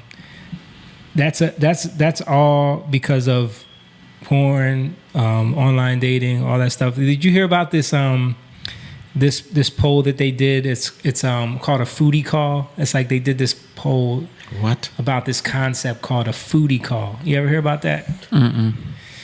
So it's this idea that women who just want to get food. A foodie call. Will like go on Tinder and meet guys and find out who will take them to dinner because they that is actually true. Hey. That is That's the best thing I've heard all week. I'll The be a name. I'll be a I'm here foodie for the call. name. Yeah, the name. I don't endorse it, but I'm here for the Are name. you somebody's foodie call? a girl actually admitted that's what she does. Dude, Wow. they're finding out that women are. It was something like the poll that they did. It was like 30-something% of women do this all the time. Yeah, I actually know it. I've Yeah, heard it so many times. That's Yeah. just escalated from getting free drinks in the bar, though, Right. and not ever intending to do anything but get the free drink and walk away. You Right. know what I'm saying? Right. Like, now again, we're on the social media escalated level. And you got all these thirsty guys that are in your girls DMs. are out here getting Yeah, tacos right. like a mofo. Right. You would know all about those getting drinks, Yeah. but on the other side. Yeah, but you had a girl do it to you or tell you? No. She told me Okay. that's what she would do. She told me, I pretty much watch her do it. Like, she was like, "Hey, you guys want some drinks? Yeah. Don't buy drinks." I was like, "What?" She's like, "I'll be right back." And she came back with all these drinks, and some dumb guys over there like, "What? Wait a minute, where are you going?" You told me your friends were girls and they were hot. These are dudes. And she's like, "Sucker." Yeah. But no, I do know, and I have heard of females setting up dates just to get free food. Yeah. you know. That is the thing, man. But it's gotten worse now. Like I was saying, Why would it not get worse? Yeah. What possible option? So the study was about 30% of women admitting to this. There's a ton probably that won't even admit to it because they know the implications. Right. But it's the fact that they will specifically target guys that take them on dates because they want a free meal. You know what I mean? Right. But guys are catching on to it though. Yeah, I think so. Yeah. A lot of the younger, I think there's also this move, like a lot of young guys are like, if you, because I think the whole concept of men paying for women's food was the idea that men make the money. You know, women are like something that needs to be taken care of, and we need to treat you a certain way. The tradition was to treat them a certain way, take them out, treat them nice, and that's how you court a woman. But now with the independence of like the working woman, it's like Venmo has ruined all of that. Like it's over. Yeah. You gotta pay. Yeah, it's like if you're there. You can't just show up and order 8 drinks and an entree and think that you're just gonna walk away. Like And it that don't work like that way anymore. that vibe, right? Like that vibe of like, well, maybe not with some people. I'm sure there's some guys like, you know, like who are like, come on, girl, I'm going to take you out and I'm going to buy you whatever. But in general, I feel like with the younger generation, like that's not the vibe. Like if we're going on a date, I don't know you from Adam. You're a stranger. We're getting to know each other. Even if we know each other a little bit, I'm not spending $200 on your bar tab. Right. We're going out for a couple of drinks, and if you're not putting out, everyone go home. Like that's the vibe. Right. And the era of that type of guy. Hey, you want some drinks? I get you. That type of guy is over. Yeah, that's gone. lame. That's whack. Yep. Yeah. You know.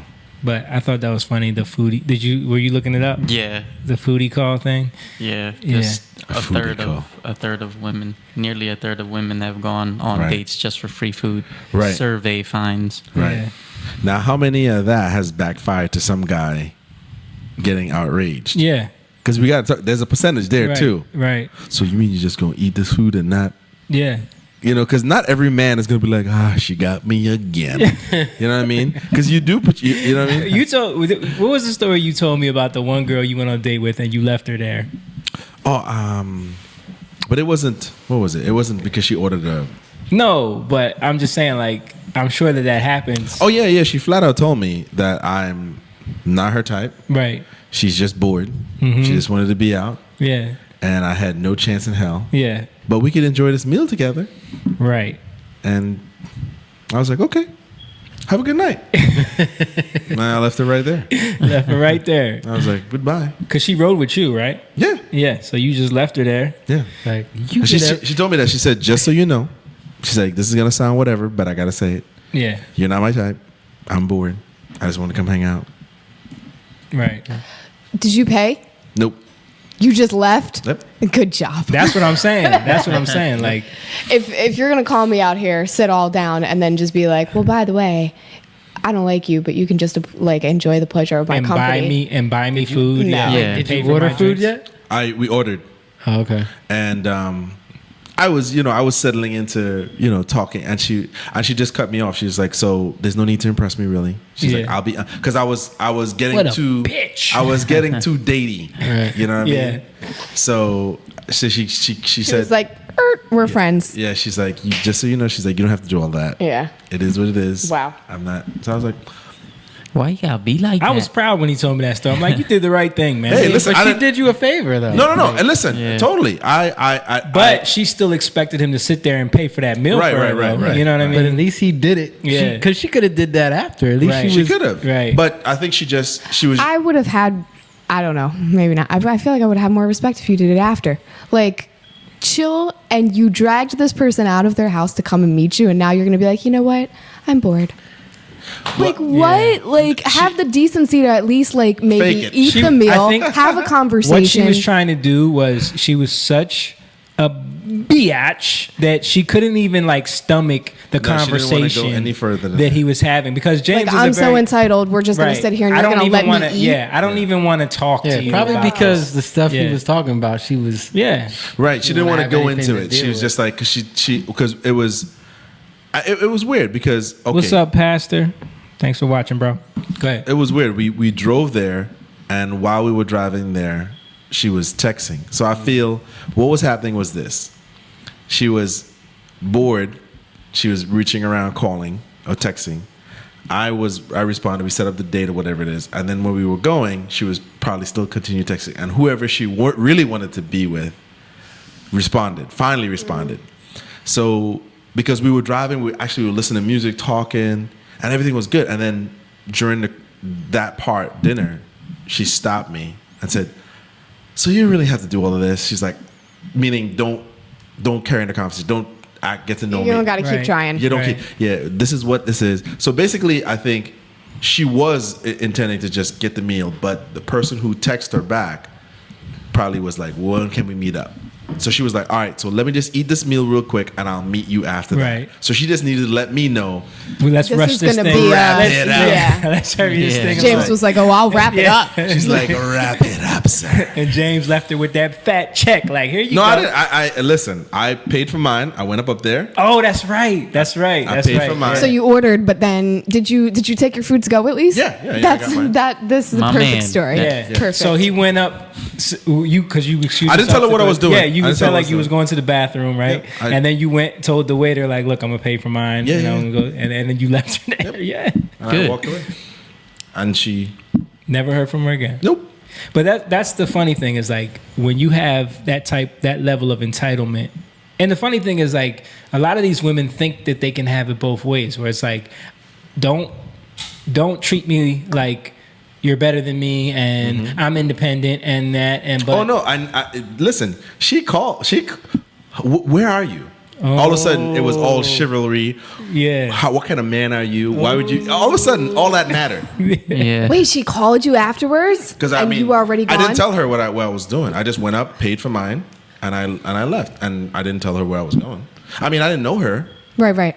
So. But she called that after was the first time when you she met- figured it out. She Yeah, called like- and was like, "What happened?" That's the first time you met her? Yeah. It was like a blind date. Mm-hmm. So she was sitting there, and then when she realized you weren't coming back, she said, "Where are you?" And I said, "I left." But I was cool and calm, just like this. I was like, "I left." I was like, "You said this is." I said, "You know, You said no need to keep trying, so I took it. I took you literally. Yeah. I said, but I know how to. I've gotten good at not. You beat me. Yeah, I'm not gonna do that. You to don't her. react emotionally. Yeah, so I was like, I get it. You don't like me. You're not attracted to me. Cool. That it is what it is. Right. Why do we need to keep pretending? Yeah. She said it. Let's not. Yeah. But is this the kind of man I see? You are. Right. And I was just on the other end, like, you done? I didn't leave you with the bill. I didn't take anything from your night. Right. I basically just left when you told me. You know what he did? He made her pay for her own meal, and that's what The offense. set her off. That's what set her off. Right. Like, how dare you? Right. And that's a lot of people are like that. Like you get them where they have to do something that they didn't want to do. Yeah. And they'll go, Now let me tell you why I came to that conclusion. Because when I was 20 years old in Camden County, one of my good buddies took me on a double date with a girl. And when the girl met me, I wasn't her physical type again. Right. And he was like, "Yo, come on, man, talk to her." And I was like, "I'm trying to talk to this girl," but she was just she giving wanted me the nothing cold to do with shoulder. me. Yeah. So James didn't have Tim's on. that was in the era of the big basketball jersey with the Tim's on and the big white tee. James wasn't wearing none of that. My shirt was tucked in, tight pants. You know what I mean? Yeah. But anyway, all I remember was that night was a weird night because he was like trying to get me so hard to like. He wanted to be alone with his girlfriend, and his girlfriend. The rule was, I'm bringing my friend along. Do you have somebody for her? So he quickly thought, he's like James. Yeah. But he knows that I'm not her type. But he just put me in that position. Because she wasn't going to go unless he brought a friend. Right. You know back in. Yeah, I know. Come scoop you yeah. up. So, and plus I drove. Oh, okay. So we need you to. Yeah. So, when she saw me, she's like, I like DMX. That was her way of telling me, you... DMX? Yeah. She just told me that. She's like, I like DMX. I was like, okay. You should have started barking, bro. What? DMX also has 9 kids. Yeah, right. But anyway, Ask her if she still likes DMX. No, she's looking for a good guy. Yeah, now. right. But I was really trying. At that time, I didn't have that person I did. Hold on, let me just tell you this. Junior, our boy Junior said you were a G for that. Talking about that, the last girl. But go ahead. So I was trying, and I was really trying. I was like, yeah, I don't know what to do. And all I remember was this. He walked out the house. We went back to his apartment. He walked out and he said, Brother Jay, man, dude, this girl wants you to leave, man. I was like, what? He's like, yeah, man. He was like, she's not really feeling you, man. I was like, okay. But she wants you to leave. She wants me to leave. You can't even be around. Yeah, she said she's real uncomfortable. You gotta leave. And I'm like, and it's not like you're some sleazy dude that's yeah, like, I haven't even I don't barely know talked to her. So I'm like, okay. So I just left. But what that taught me was this. What that taught me was like when people display certain things, react to that in that same pressure that they're giving you, react to that exactly that way. Right. Leave them with whatever. If they throw that hot potato in you, throw it right back. That's okay. But don't fall into the trap. Like I'm gonna show you. Nope. So when she called me and she was going off on me, I didn't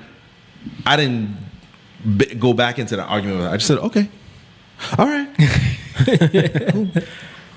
That got her more mad. Right, because I wasn't. She's like, you ain't gonna say nothing. I was like, no. You know, and I just. So she wanted to bring you into, explain yourself. Right, and you're like, right. The thing is, I really wasn't smart enough at that time to figure out that's who she was texting the whole time. Mm-hmm. She was texting some dude. That's what was going on at that time.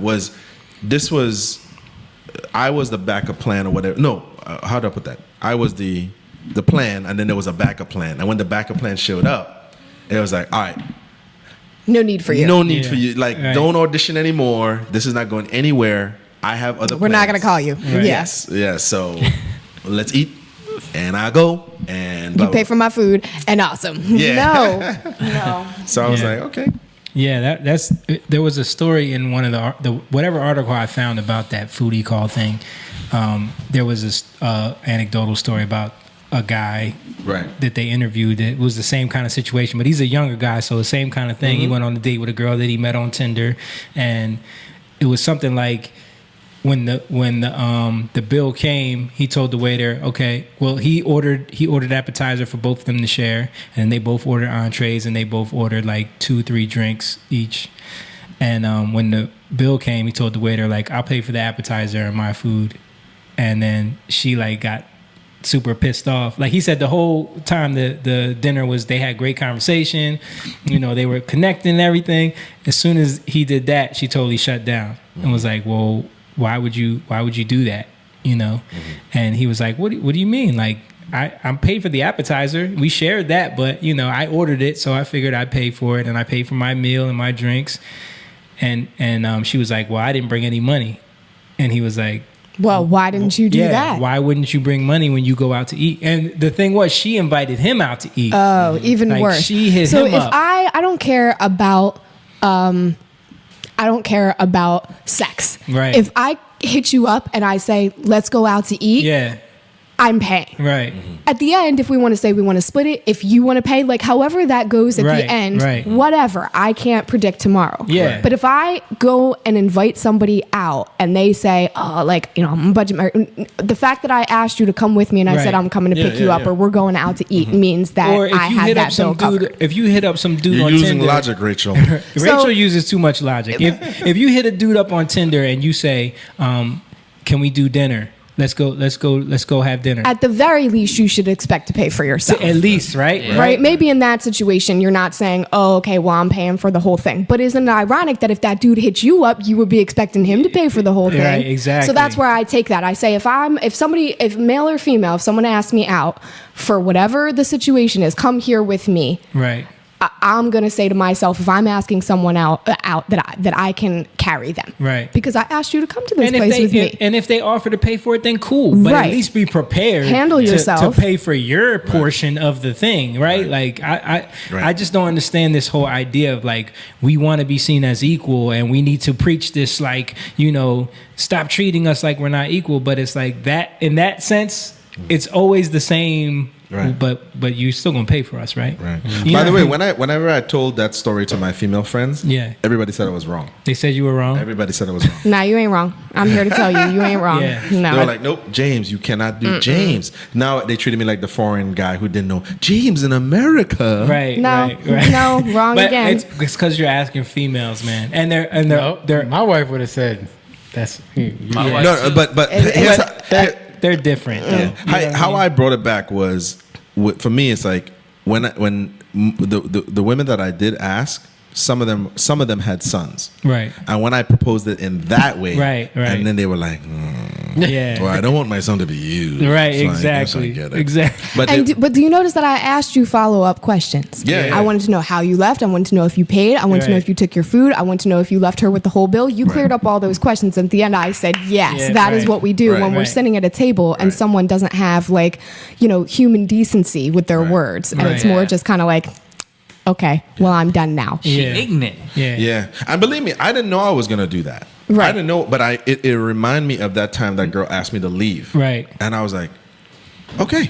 Right. And because at that point I was like, well, am I gonna cuss this girl out? Yeah, What am I yeah. gonna do? Come on, girl, please. Right. I just said, okay. How do I handle this Yeah. in a way where I'm not And she went playing back, myself? but Yeah. she was so confident that she said what she needed to say. Now let's just eat this food. So I Right. can be on my way. Right. She went right back to texting. Wow. I mean, even the fact And I had left. I was gone like 15 minutes. 10 minutes later, she's like, Yeah. is he coming She back? was so Right. into that conversation, it took her 15 minutes to even realize you Right. were gone. She was just telling me, all right, cut. This is it. Right. I mean, the fact that she was texting the whole time just showed. Right. Yeah. But I think that the idea of that Right. world is kind of changing. Right. Because even in that article, it was like, that was on like a subreddit thread where it was like he was asking people if the same thing you did, like, was I wrong for this? And everyone was saying, like, because "No, as a you were man, right." look, I was taught chivalry. You know what I mean? I Yeah. have sisters, Yeah. and I wouldn't want any. You know what I mean? Right. But you don't hear the side from the men. You don't hear, not to cut you off, but those principles of being a man are founded on the principle that the woman is going to be like grateful and Right. appreciative and not a huge bitch. and be a lady. Like, Yeah. Right. If that doesn't exist, then there's no reason to be Right. opening all the Right. doors and paying for All everything. bets are off, as to, they say. to get a giant FU at the end. Right. That doesn't make any right. sense. And I think men are forced she did that, but I still got to be chivalrous. You know what I Right, mean? right. Like, and in that moment, I just was like, Yeah. well, what the hell? Like, all right, see ya. I remember when I started dating my wife. This was like so long ago, back in 2001. That's how Yeah. long ago this is. I remember. But no, like crappy I would movies. always pay. I would always pay when we went out to eat. Yeah. But she would always say, "Are you sure? I can help you. I'll Yeah. pay." He had the opposite problem. She would not let me pay. Yeah. She would not Let me let tell you me something. When pay. I tell you bro. this man, all right? Like, she was offended Yeah. if I tried to pay. Yeah. Yeah. No, listen, I'm all about courting. And I think I had to, when I stopped dating, remember when I went on my crazy celibate tour? Yeah. Yeah. Party for one.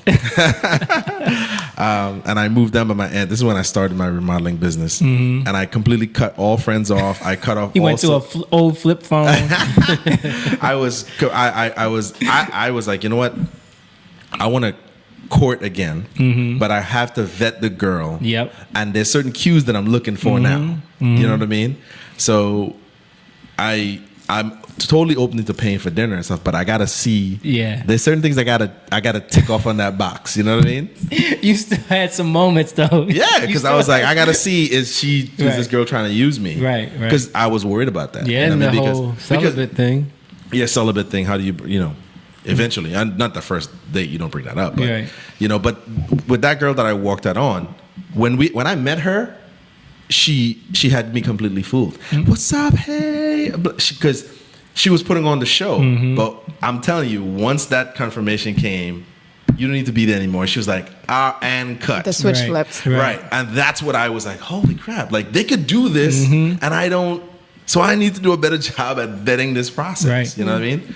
And that's the thing. A lot of girls become masters of that. They become was a masters master. of collecting this Right. group of guy friends that they can call Right. and get things from if Right, they need to, right, you know. right. And men sometimes fall into that trap because men. Yeah. Well, why are you looking at?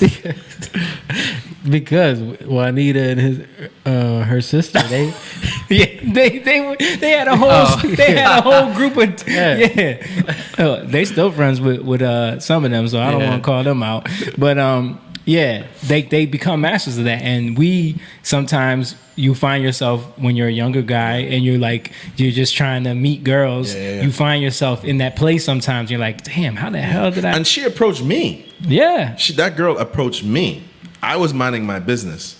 I was doing a little DJ gig, and she approached me. And so I mean, wait. So it wasn't a blind date?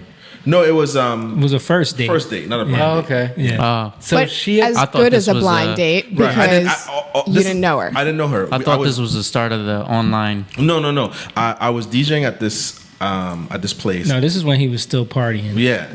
And she came over, but at the place was nobody that was probably her type, and I was the closest thing. So she, you know what I mean? She made her way over. It's probably a little drunk. Yeah. And you're the DJ. Right. And she's like, you know, because everybody kept on doing this. Oh man, that song is hot, man. This guy, man. So that started happening, and during the atmosphere, there was nobody that like the way she presented herself. And I probably was the closest thing to what she would have been into, but not really. She needed attention from someone, and she wanted it from. You fit the bill. Yeah, Right. he was the guy getting the attention. Right. I was like, because So, everybody he was the coming up. DJ. Yeah, everybody was coming up. My man, yo, this Right. song is because I was all the old school joints, Right, and I was mixing it with certain things, and she saw that, so she responded to that, and that's what played back in my mind. I was like, oh. That's what that was. She has to figure out a way how to get the attention from the person who's getting the most attention. So it's back on her. You know what I mean? So when and then she came up and she was like, hey, how you doing, blah, blah. And then gave me her card and was like, hey, give me a call. And wrote on there, little heart face and all stuff. So she set me up. Right. So why would I not think this girl? You know what I mean? Like, yo, she's into me. James has a lot of funny bad date stories. I've heard so many. I need to live vicariously through them. Like all this stuff that he tells me is stuff that I haven't even seen happen. Like it's Me from too. like Me you know what too. I'm saying? Like so even I always listen to it like, yo, this is my real fly against life. the wall and Yeah. all the club stuff. I've seen crazy stuff. And James come out with some stories. I'm like, I don't what? Well, you got to remember that even though I entered that world, I wasn't a club guy. I just happened to, you know Be what I mean? there. Yeah. But I was never a manipulative person.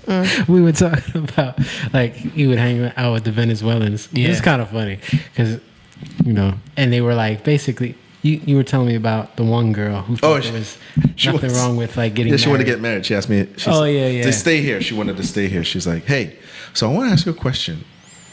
And she took me out and she's like, how do you feel about getting married?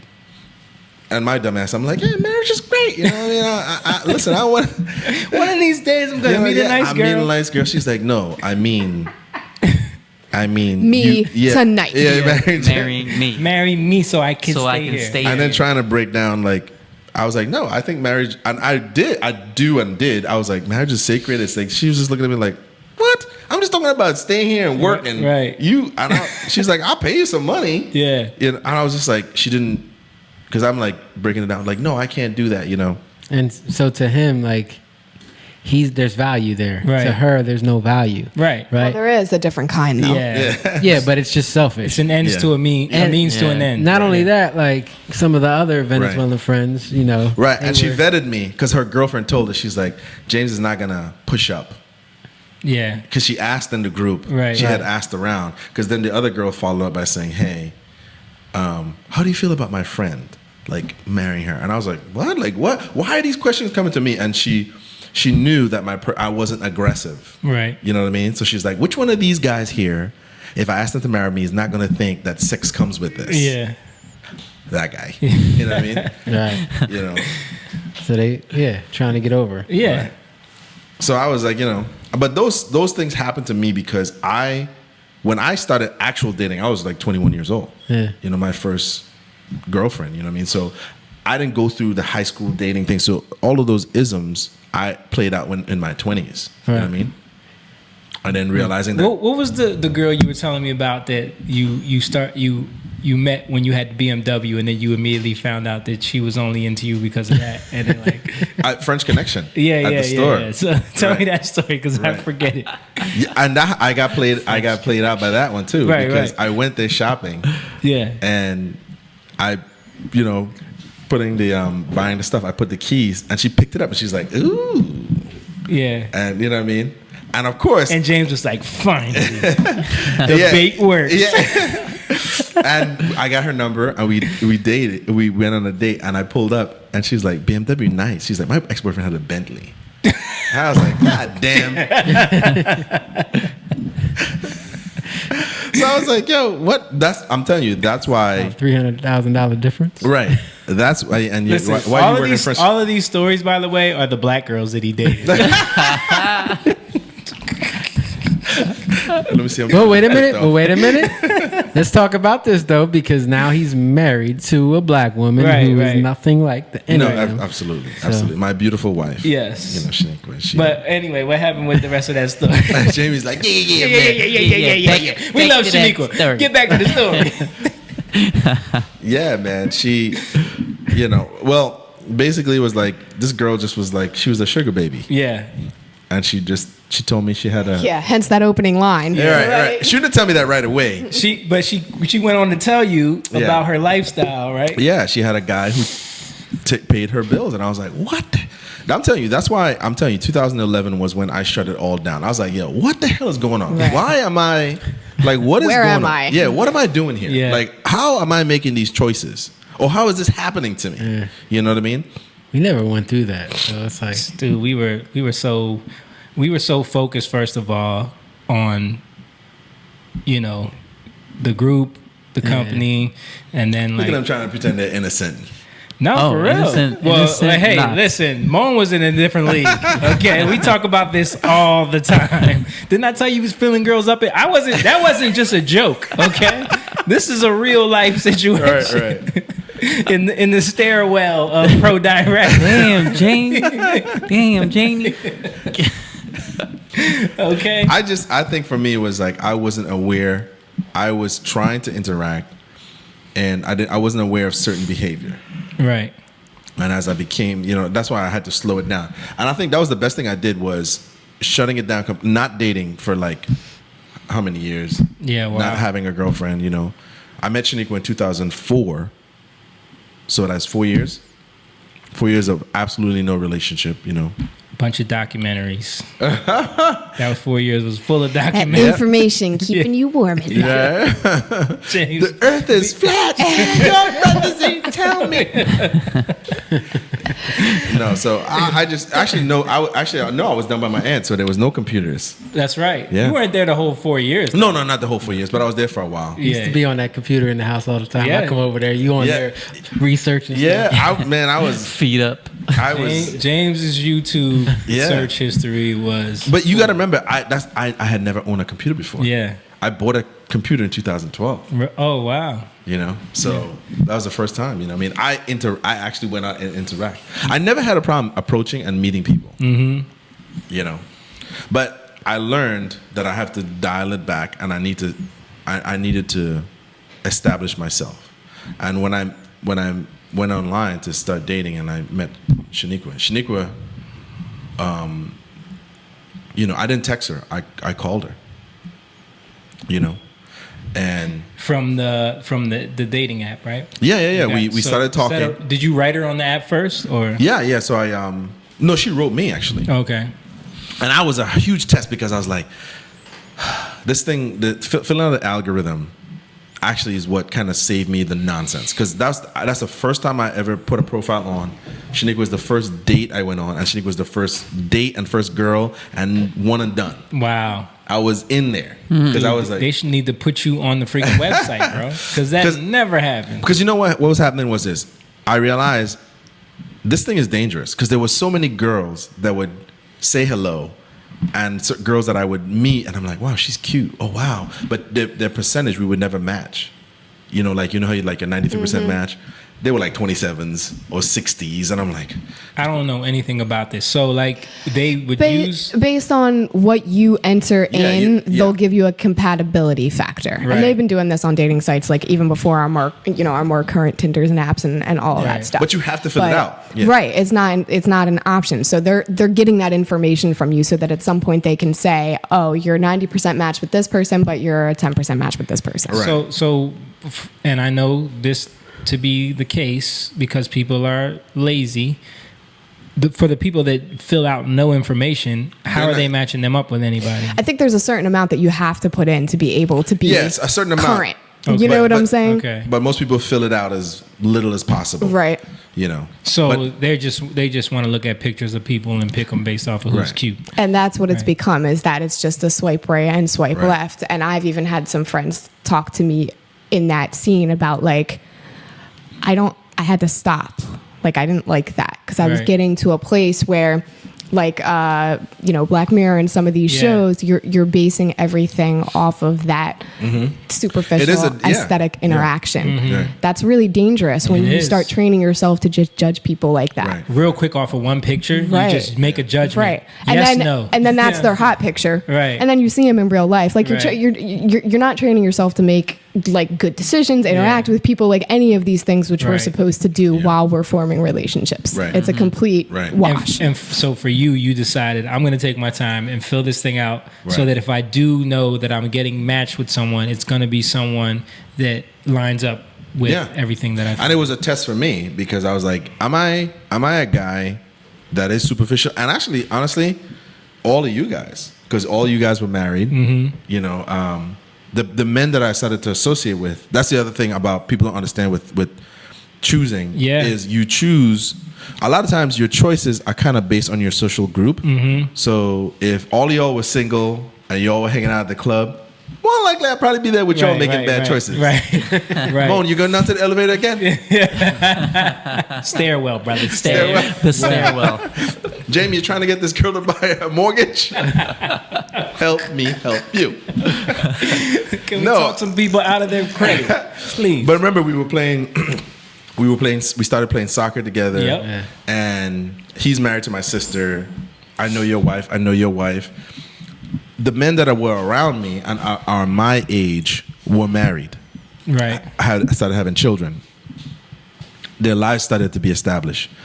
The men that I knew were still in the club, still partying. You even tried to bring them to play soccer with us a little bit. That didn't last. They couldn't hang out at 8 o'clock in the morning playing soccer when they was up all night at the club. Right. So I realized, wait a second, what kind of life or what direction do I want?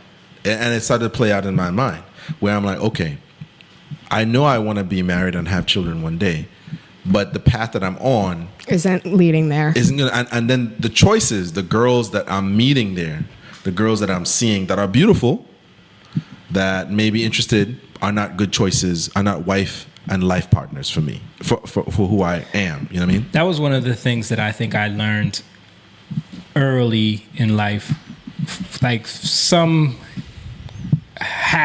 that was like made clear to me being at the club at like 18, 19 years old.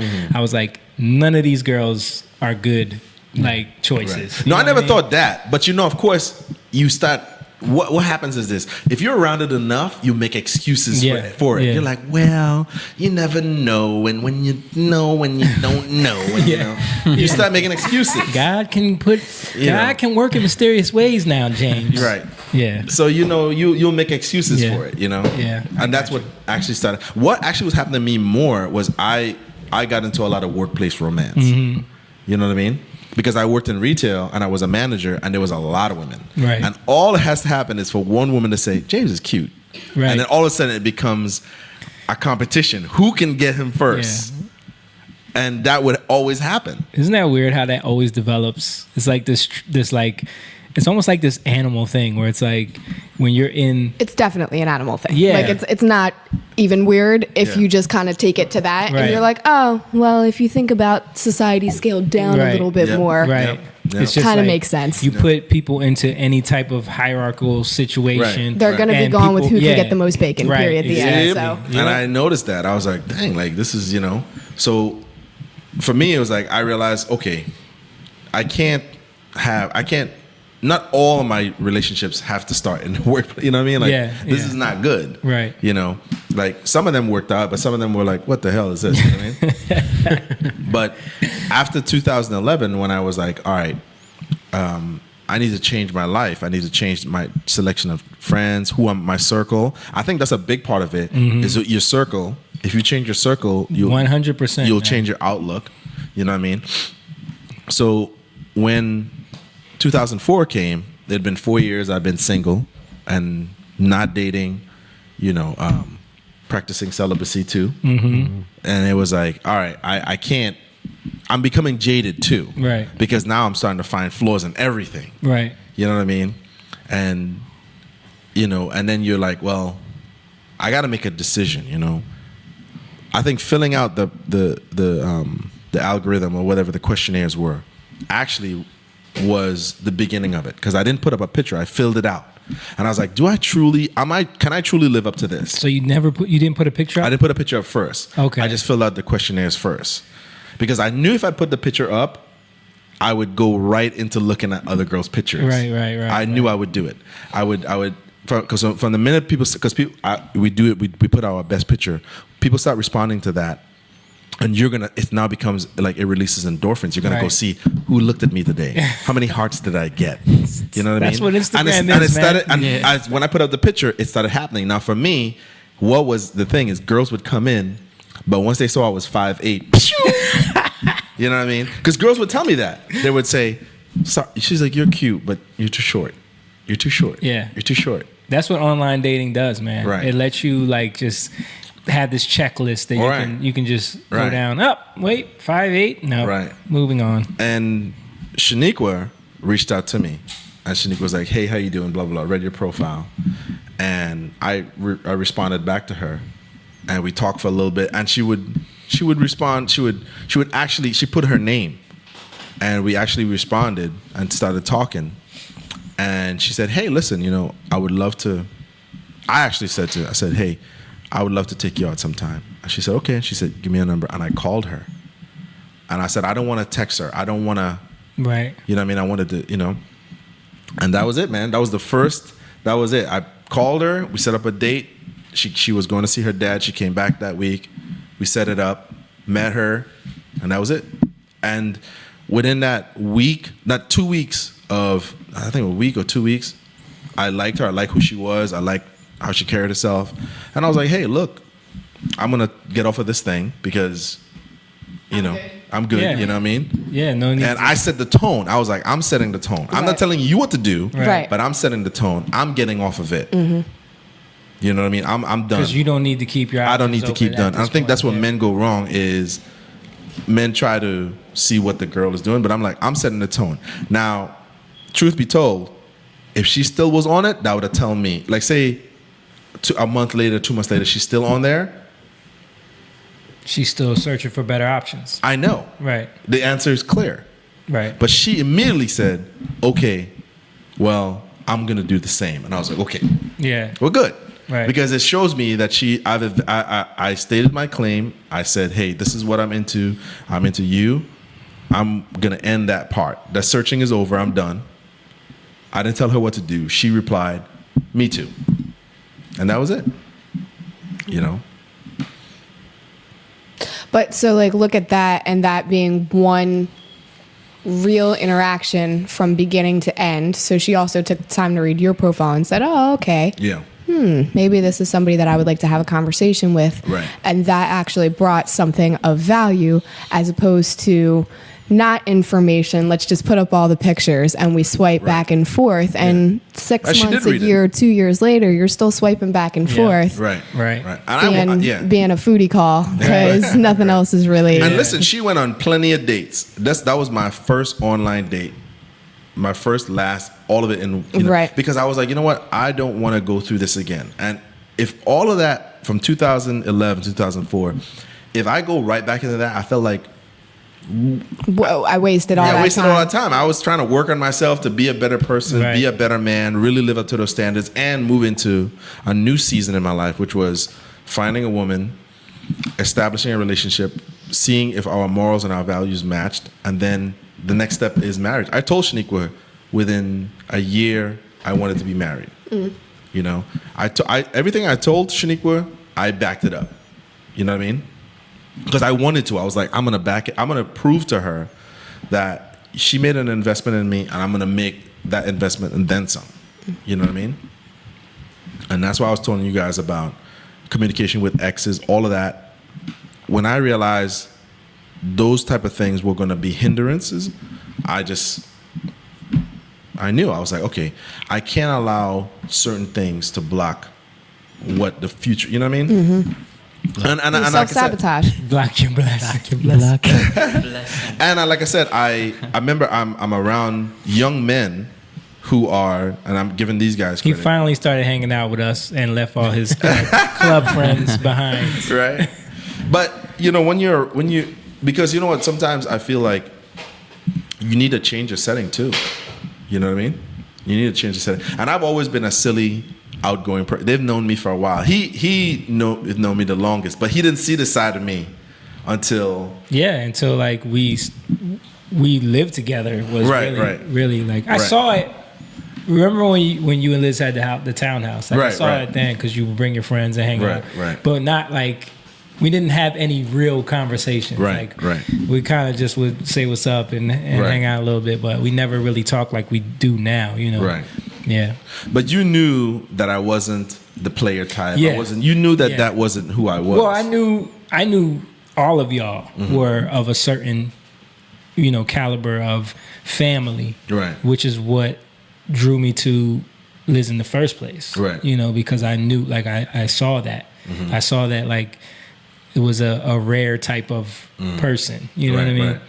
And, so I knew you would come around eventually. Right. But I think these guys always we would like talk about how cool you were, but we were like, he's caught up, hanging out with. Why is he hanging out with them? We always used to say that. Doesn't match. Yeah, yeah. Like, but we knew, like, eventually you would see. You know what I mean? Yeah.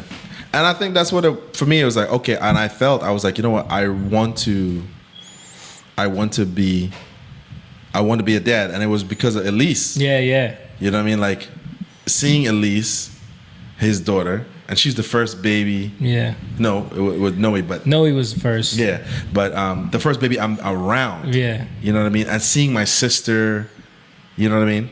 I got fired because I went to Liz's. I got fired because I called out of my job when Liz was giving birth. What? Yeah. You never told me that. I wanted to be there. What? Because you gotta remember, man, that whole experience was like very emotional. Wow. My mom died. Yeah. Liz doesn't have a mother. Your mom was there. Yeah. My sister, my older sister, is having a baby. She's all alone. Right. And that's how I felt. I was like, she's all alone in the hospital. She doesn't have a mother there. I felt so scared for her. You know what I mean? Yeah. I remember when Shelly called me, I was like, what? Like, I was freaking out because I'm like, I know that most women want their mom in there. And Liz doesn't have that. Right. You know what I mean? And I was like, I got to call out. Yeah. You know what I mean? Yeah. And they were looking at me like, your sister's having a baby. You got to go. But see, that right there is a testament to how y'all are as a family. Right. You know what I mean? Like, and I was like, yeah. And they're like, right now? Yeah. Are you sure? Like, you know what I mean? They were trying to tell me like, I wouldn't do that. Yeah. And I was like, yeah, I gotta go. Dude, I never knew that. I remember when you came there. Yeah. Yeah. I remember. I got fired. Yeah. You know? But that was another blessing. Yeah. Liz gave me $1,000 to go to carpentry school. Wow. And that was the year I finished the trade school. And from there, I went right into starting my business. You know what I mean? Yeah. And it was like being there, seeing Elise born, like this little red thing with all this hair on her. You know what I mean? You were like, yeah, I was like, that was the beginning. I was like, man, like family. And I felt something. I was like, man, my mom. Yeah. You know, I was like, man, like, it was the first time since 2006 when my mom passed away that I was like, I really was like, man, this would be awesome if my mom was here. You know what I mean? But because I was like so scared for Liz, because I don't know. I think about happen. it all the time. You know, I was like, if your mom was here, my life would be so awesome right now. Ari would be straightened out. Yeah. Shoot, I would have a constant babysitter.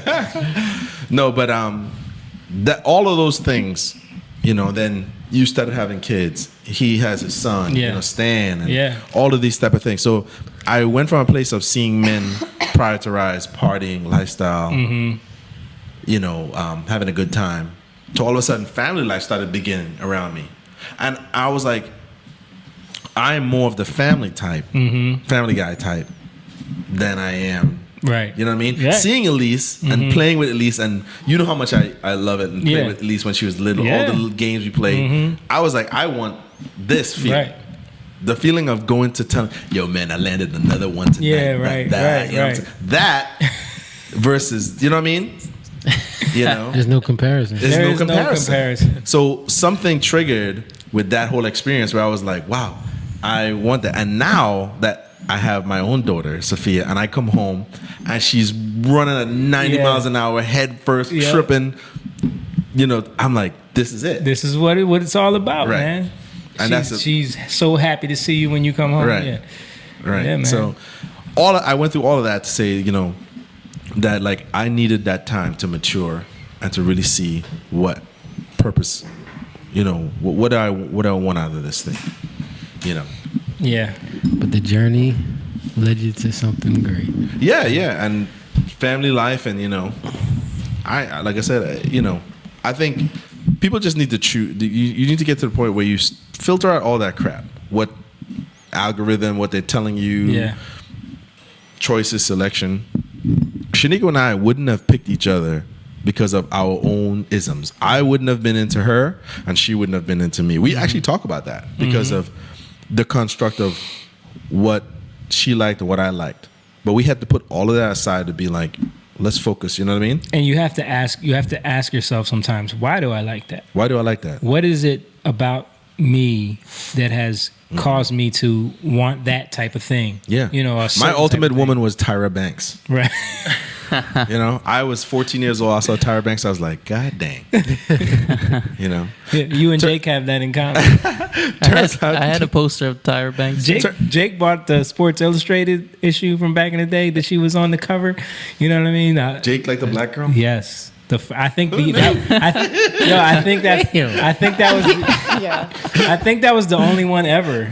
To be honest with you, though. Yeah, I wouldn't say that, but well, I mean that I know of. Yeah. I'm sure you secretly had crushes on other ones, but I secretly. It wasn't any that I could. It wasn't any that I could point to. It's not like I would go around like, damn. Yeah. Right. You've never been that type either. Yeah. No. Yeah, I liked her, but I like that type of girl. Yeah. But then I realized that type of girl will never give me a chance. You know what I mean? So I was like, I need to. And it was all to. I just liked her the way she looked. I didn't know anything about her. Yeah. You know what I mean? You know. Yep. And then having real tangible relationships, you know. Yeah, I know. You know, that's something you grow into. Like, you have conversations, especially with like beautiful women, where you're like in your early teens. You're like, yeah. But then when you start to like really conversate with them, it's like, yeah. Right. And I've always had really good relationships with women that that there was no attraction, and then eventually it grew, because we had so much in common, right? That I was like, wow, and they were the same thing, like, wow. I think sometimes you build better relationships off of those commonalities versus the initial, wow, you're beautiful or you're handsome. You know what I mean? Right. I think now it's all about the looks versus, you know what I mean? Yeah, I mean that's why when we had Pise in here, we were talking about his journey through arranged marriage, right? Because it's such a different concept. It's such a different approach to a relationship where it's like, but again, for him, it was like he didn't want to have to go out there with his disability and be on the dating scene and then have to deal with rejection from girls or like that whole thing. Like y'all see The Upside, that movie, you know, like when remember the scene when he goes on that date? Yeah. You know what I mean?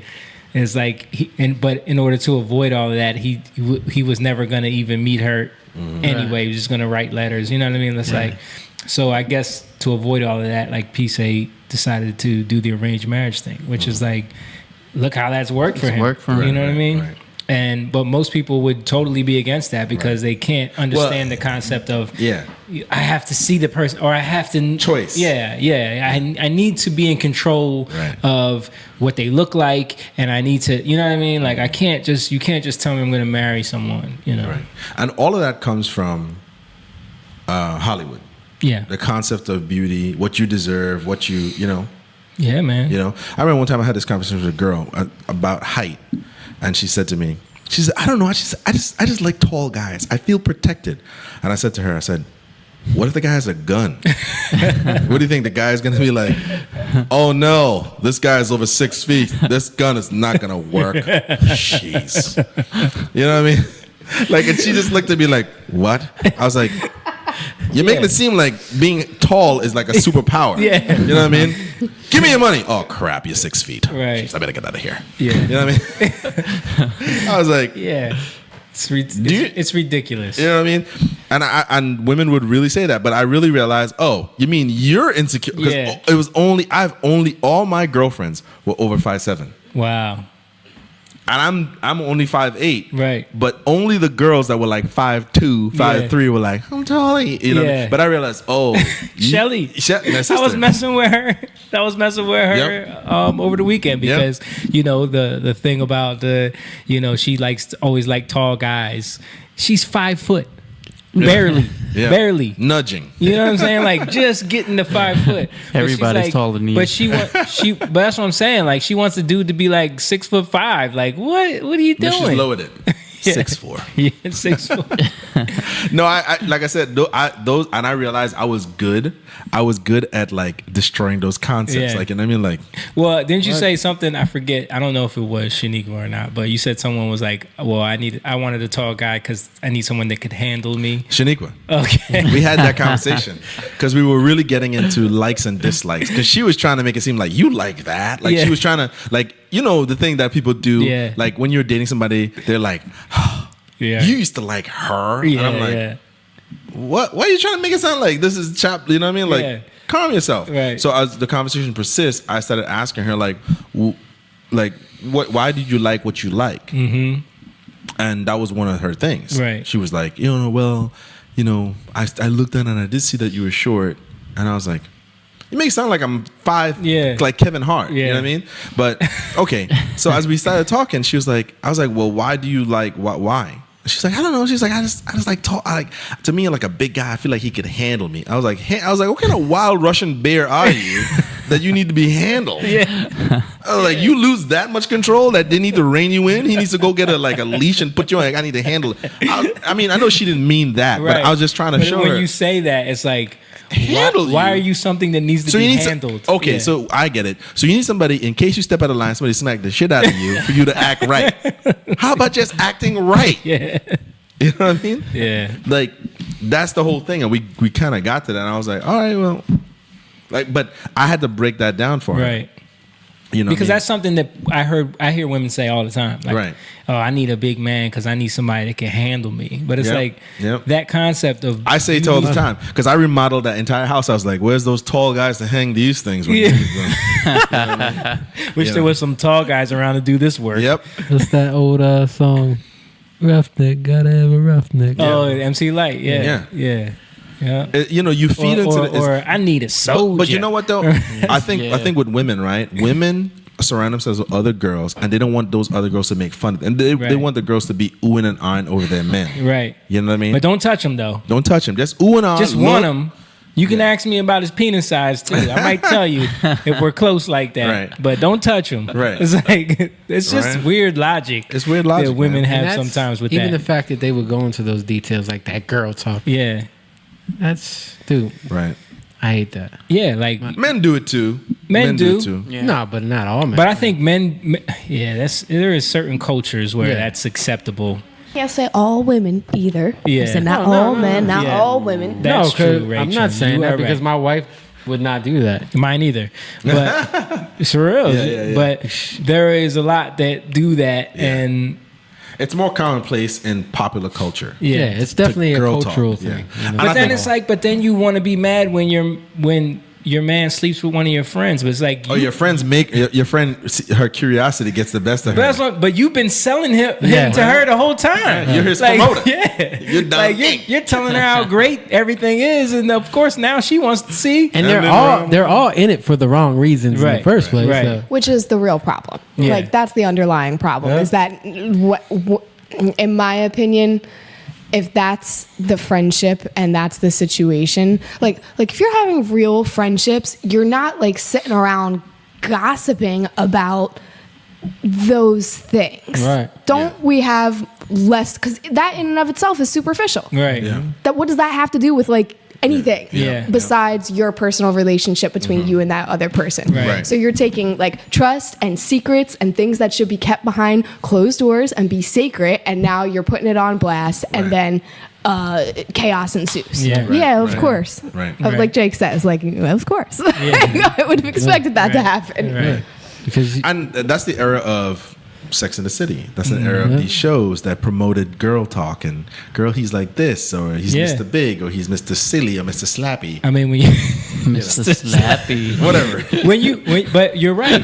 When you watch all of these shows, He slaps me.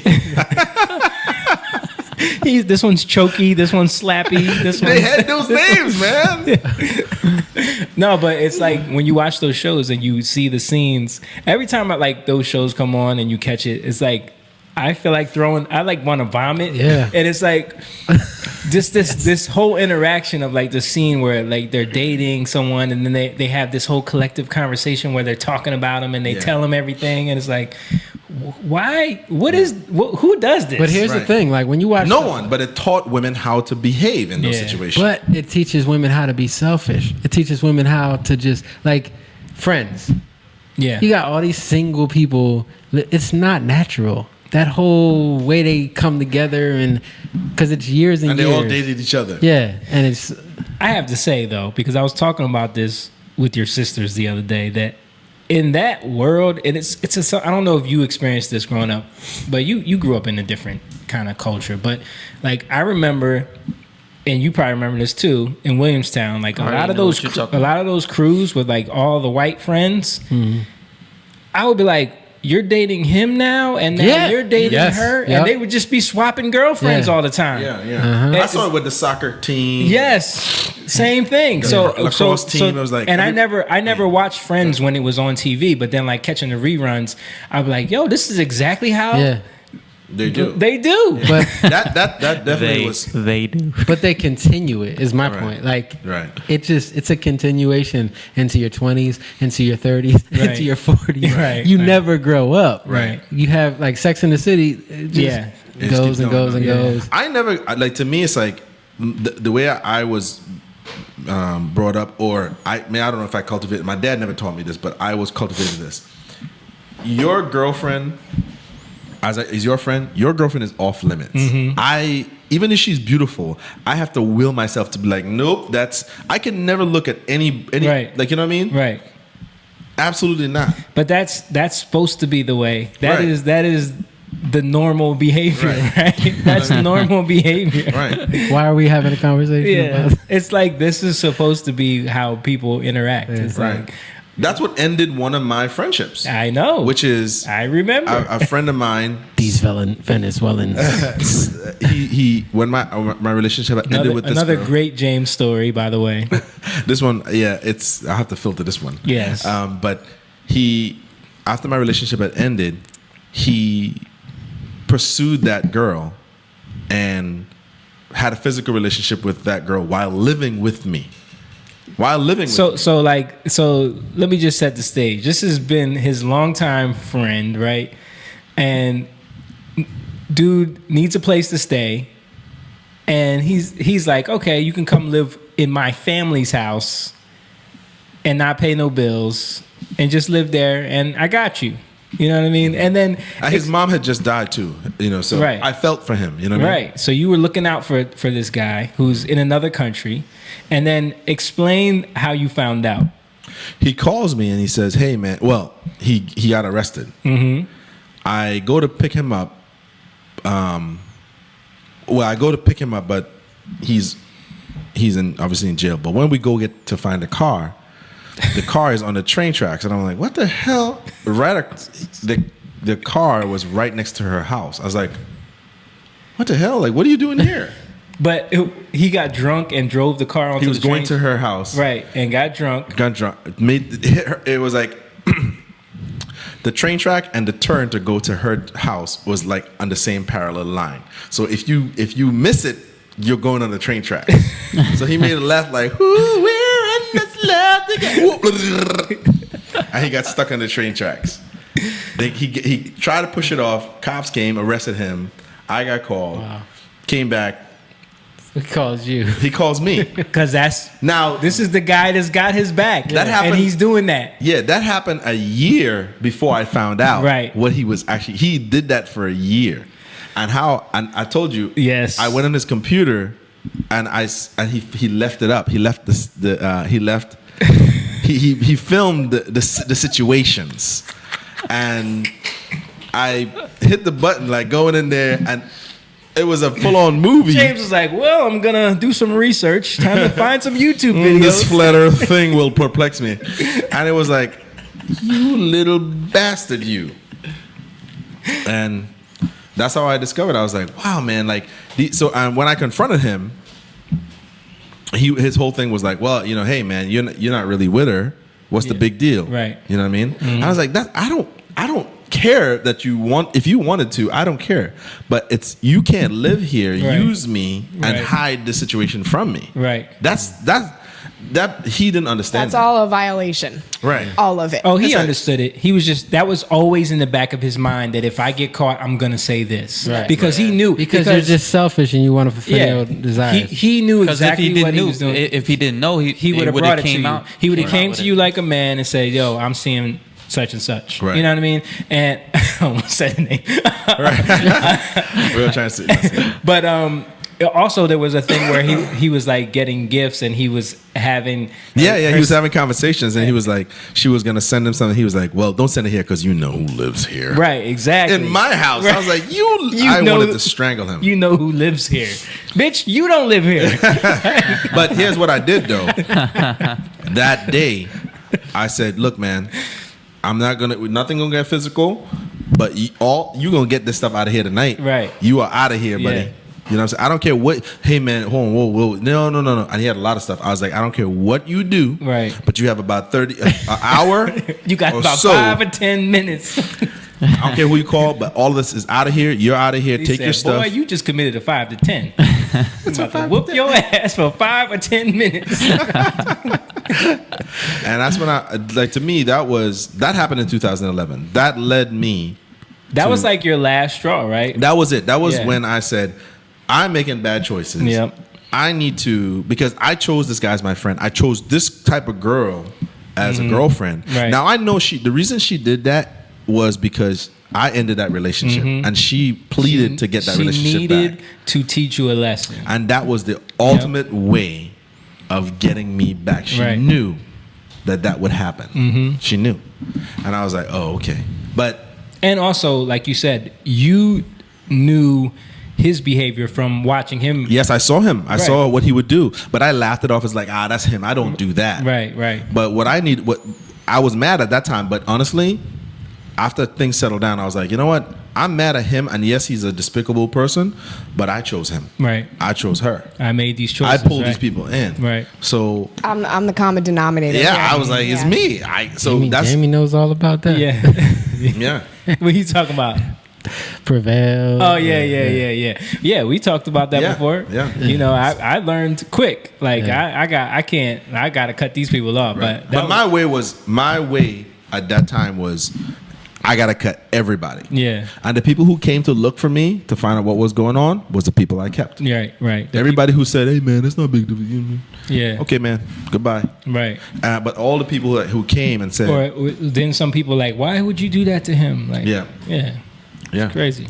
It's funny because you're telling us about the Venezuelan that wants to get married to another guy who's doing. It's like you had all these Venezuelan friends, and it's funny that Venezuela is in the state that they're mess. in. And I know people, but you look at like the culture, right? You know, and how when you devalue everything, right, and you just become really selfish. And you, what are some of the biggest things that they do value over there? It's like beauty, the Miss Universe pageant. Like they have these camps where they bring young girls in and train them up to be Miss Universe. Not anymore. Well, not anymore. Not anymore. They have different kind of camps now. Yeah. So but what I'm saying is, no, we have those. It turns into we got the southern border. Camps. Yes. What are you talking about? I deserve that. What are you talking about? Yeah. Like with James, like, dude, really? Yeah. It's not a big deal. Like, you know what I mean? Because it becomes just whatever satisfies me, you should be okay with it. Right. And that's socialism. Right. And you know what? Part of what was happening to me was I didn't have a particular group that I fit in with because they were foreign and I was foreign. I fit in with them. I'm from Trinidad. I have some Venezuelan ties. Right. I connected with them. And I went in a group of people that I felt loved and trusted me, and we built that relationship for years. Right. I personally didn't pay attention or judge the things they were doing because to me, my attitude at that time in life was, you do that, but I don't do that, but what could be cool? I didn't realize that. Listen, we can separate those things. Right? Yeah, we can. I didn't realize that. I made those same mistakes, man. Long story short. I didn't realize that the choices they were making would have affected me. Right. I thought I could separate this kind of stuff. Right. If you know what I mean? Because I had not just them, but I had other friends that were doing things that, I was like, well, it's not, I'm not doing that. But then it started playing out in my life. Mm-hmm. You know what I mean? Where they started asking me to take the rap for certain things. Right. And I was like, what? Yeah. I mean, that is, I think, that ties back into everything we were saying with women too, like dating and the friends that you keep around you and like the influences that they have on you.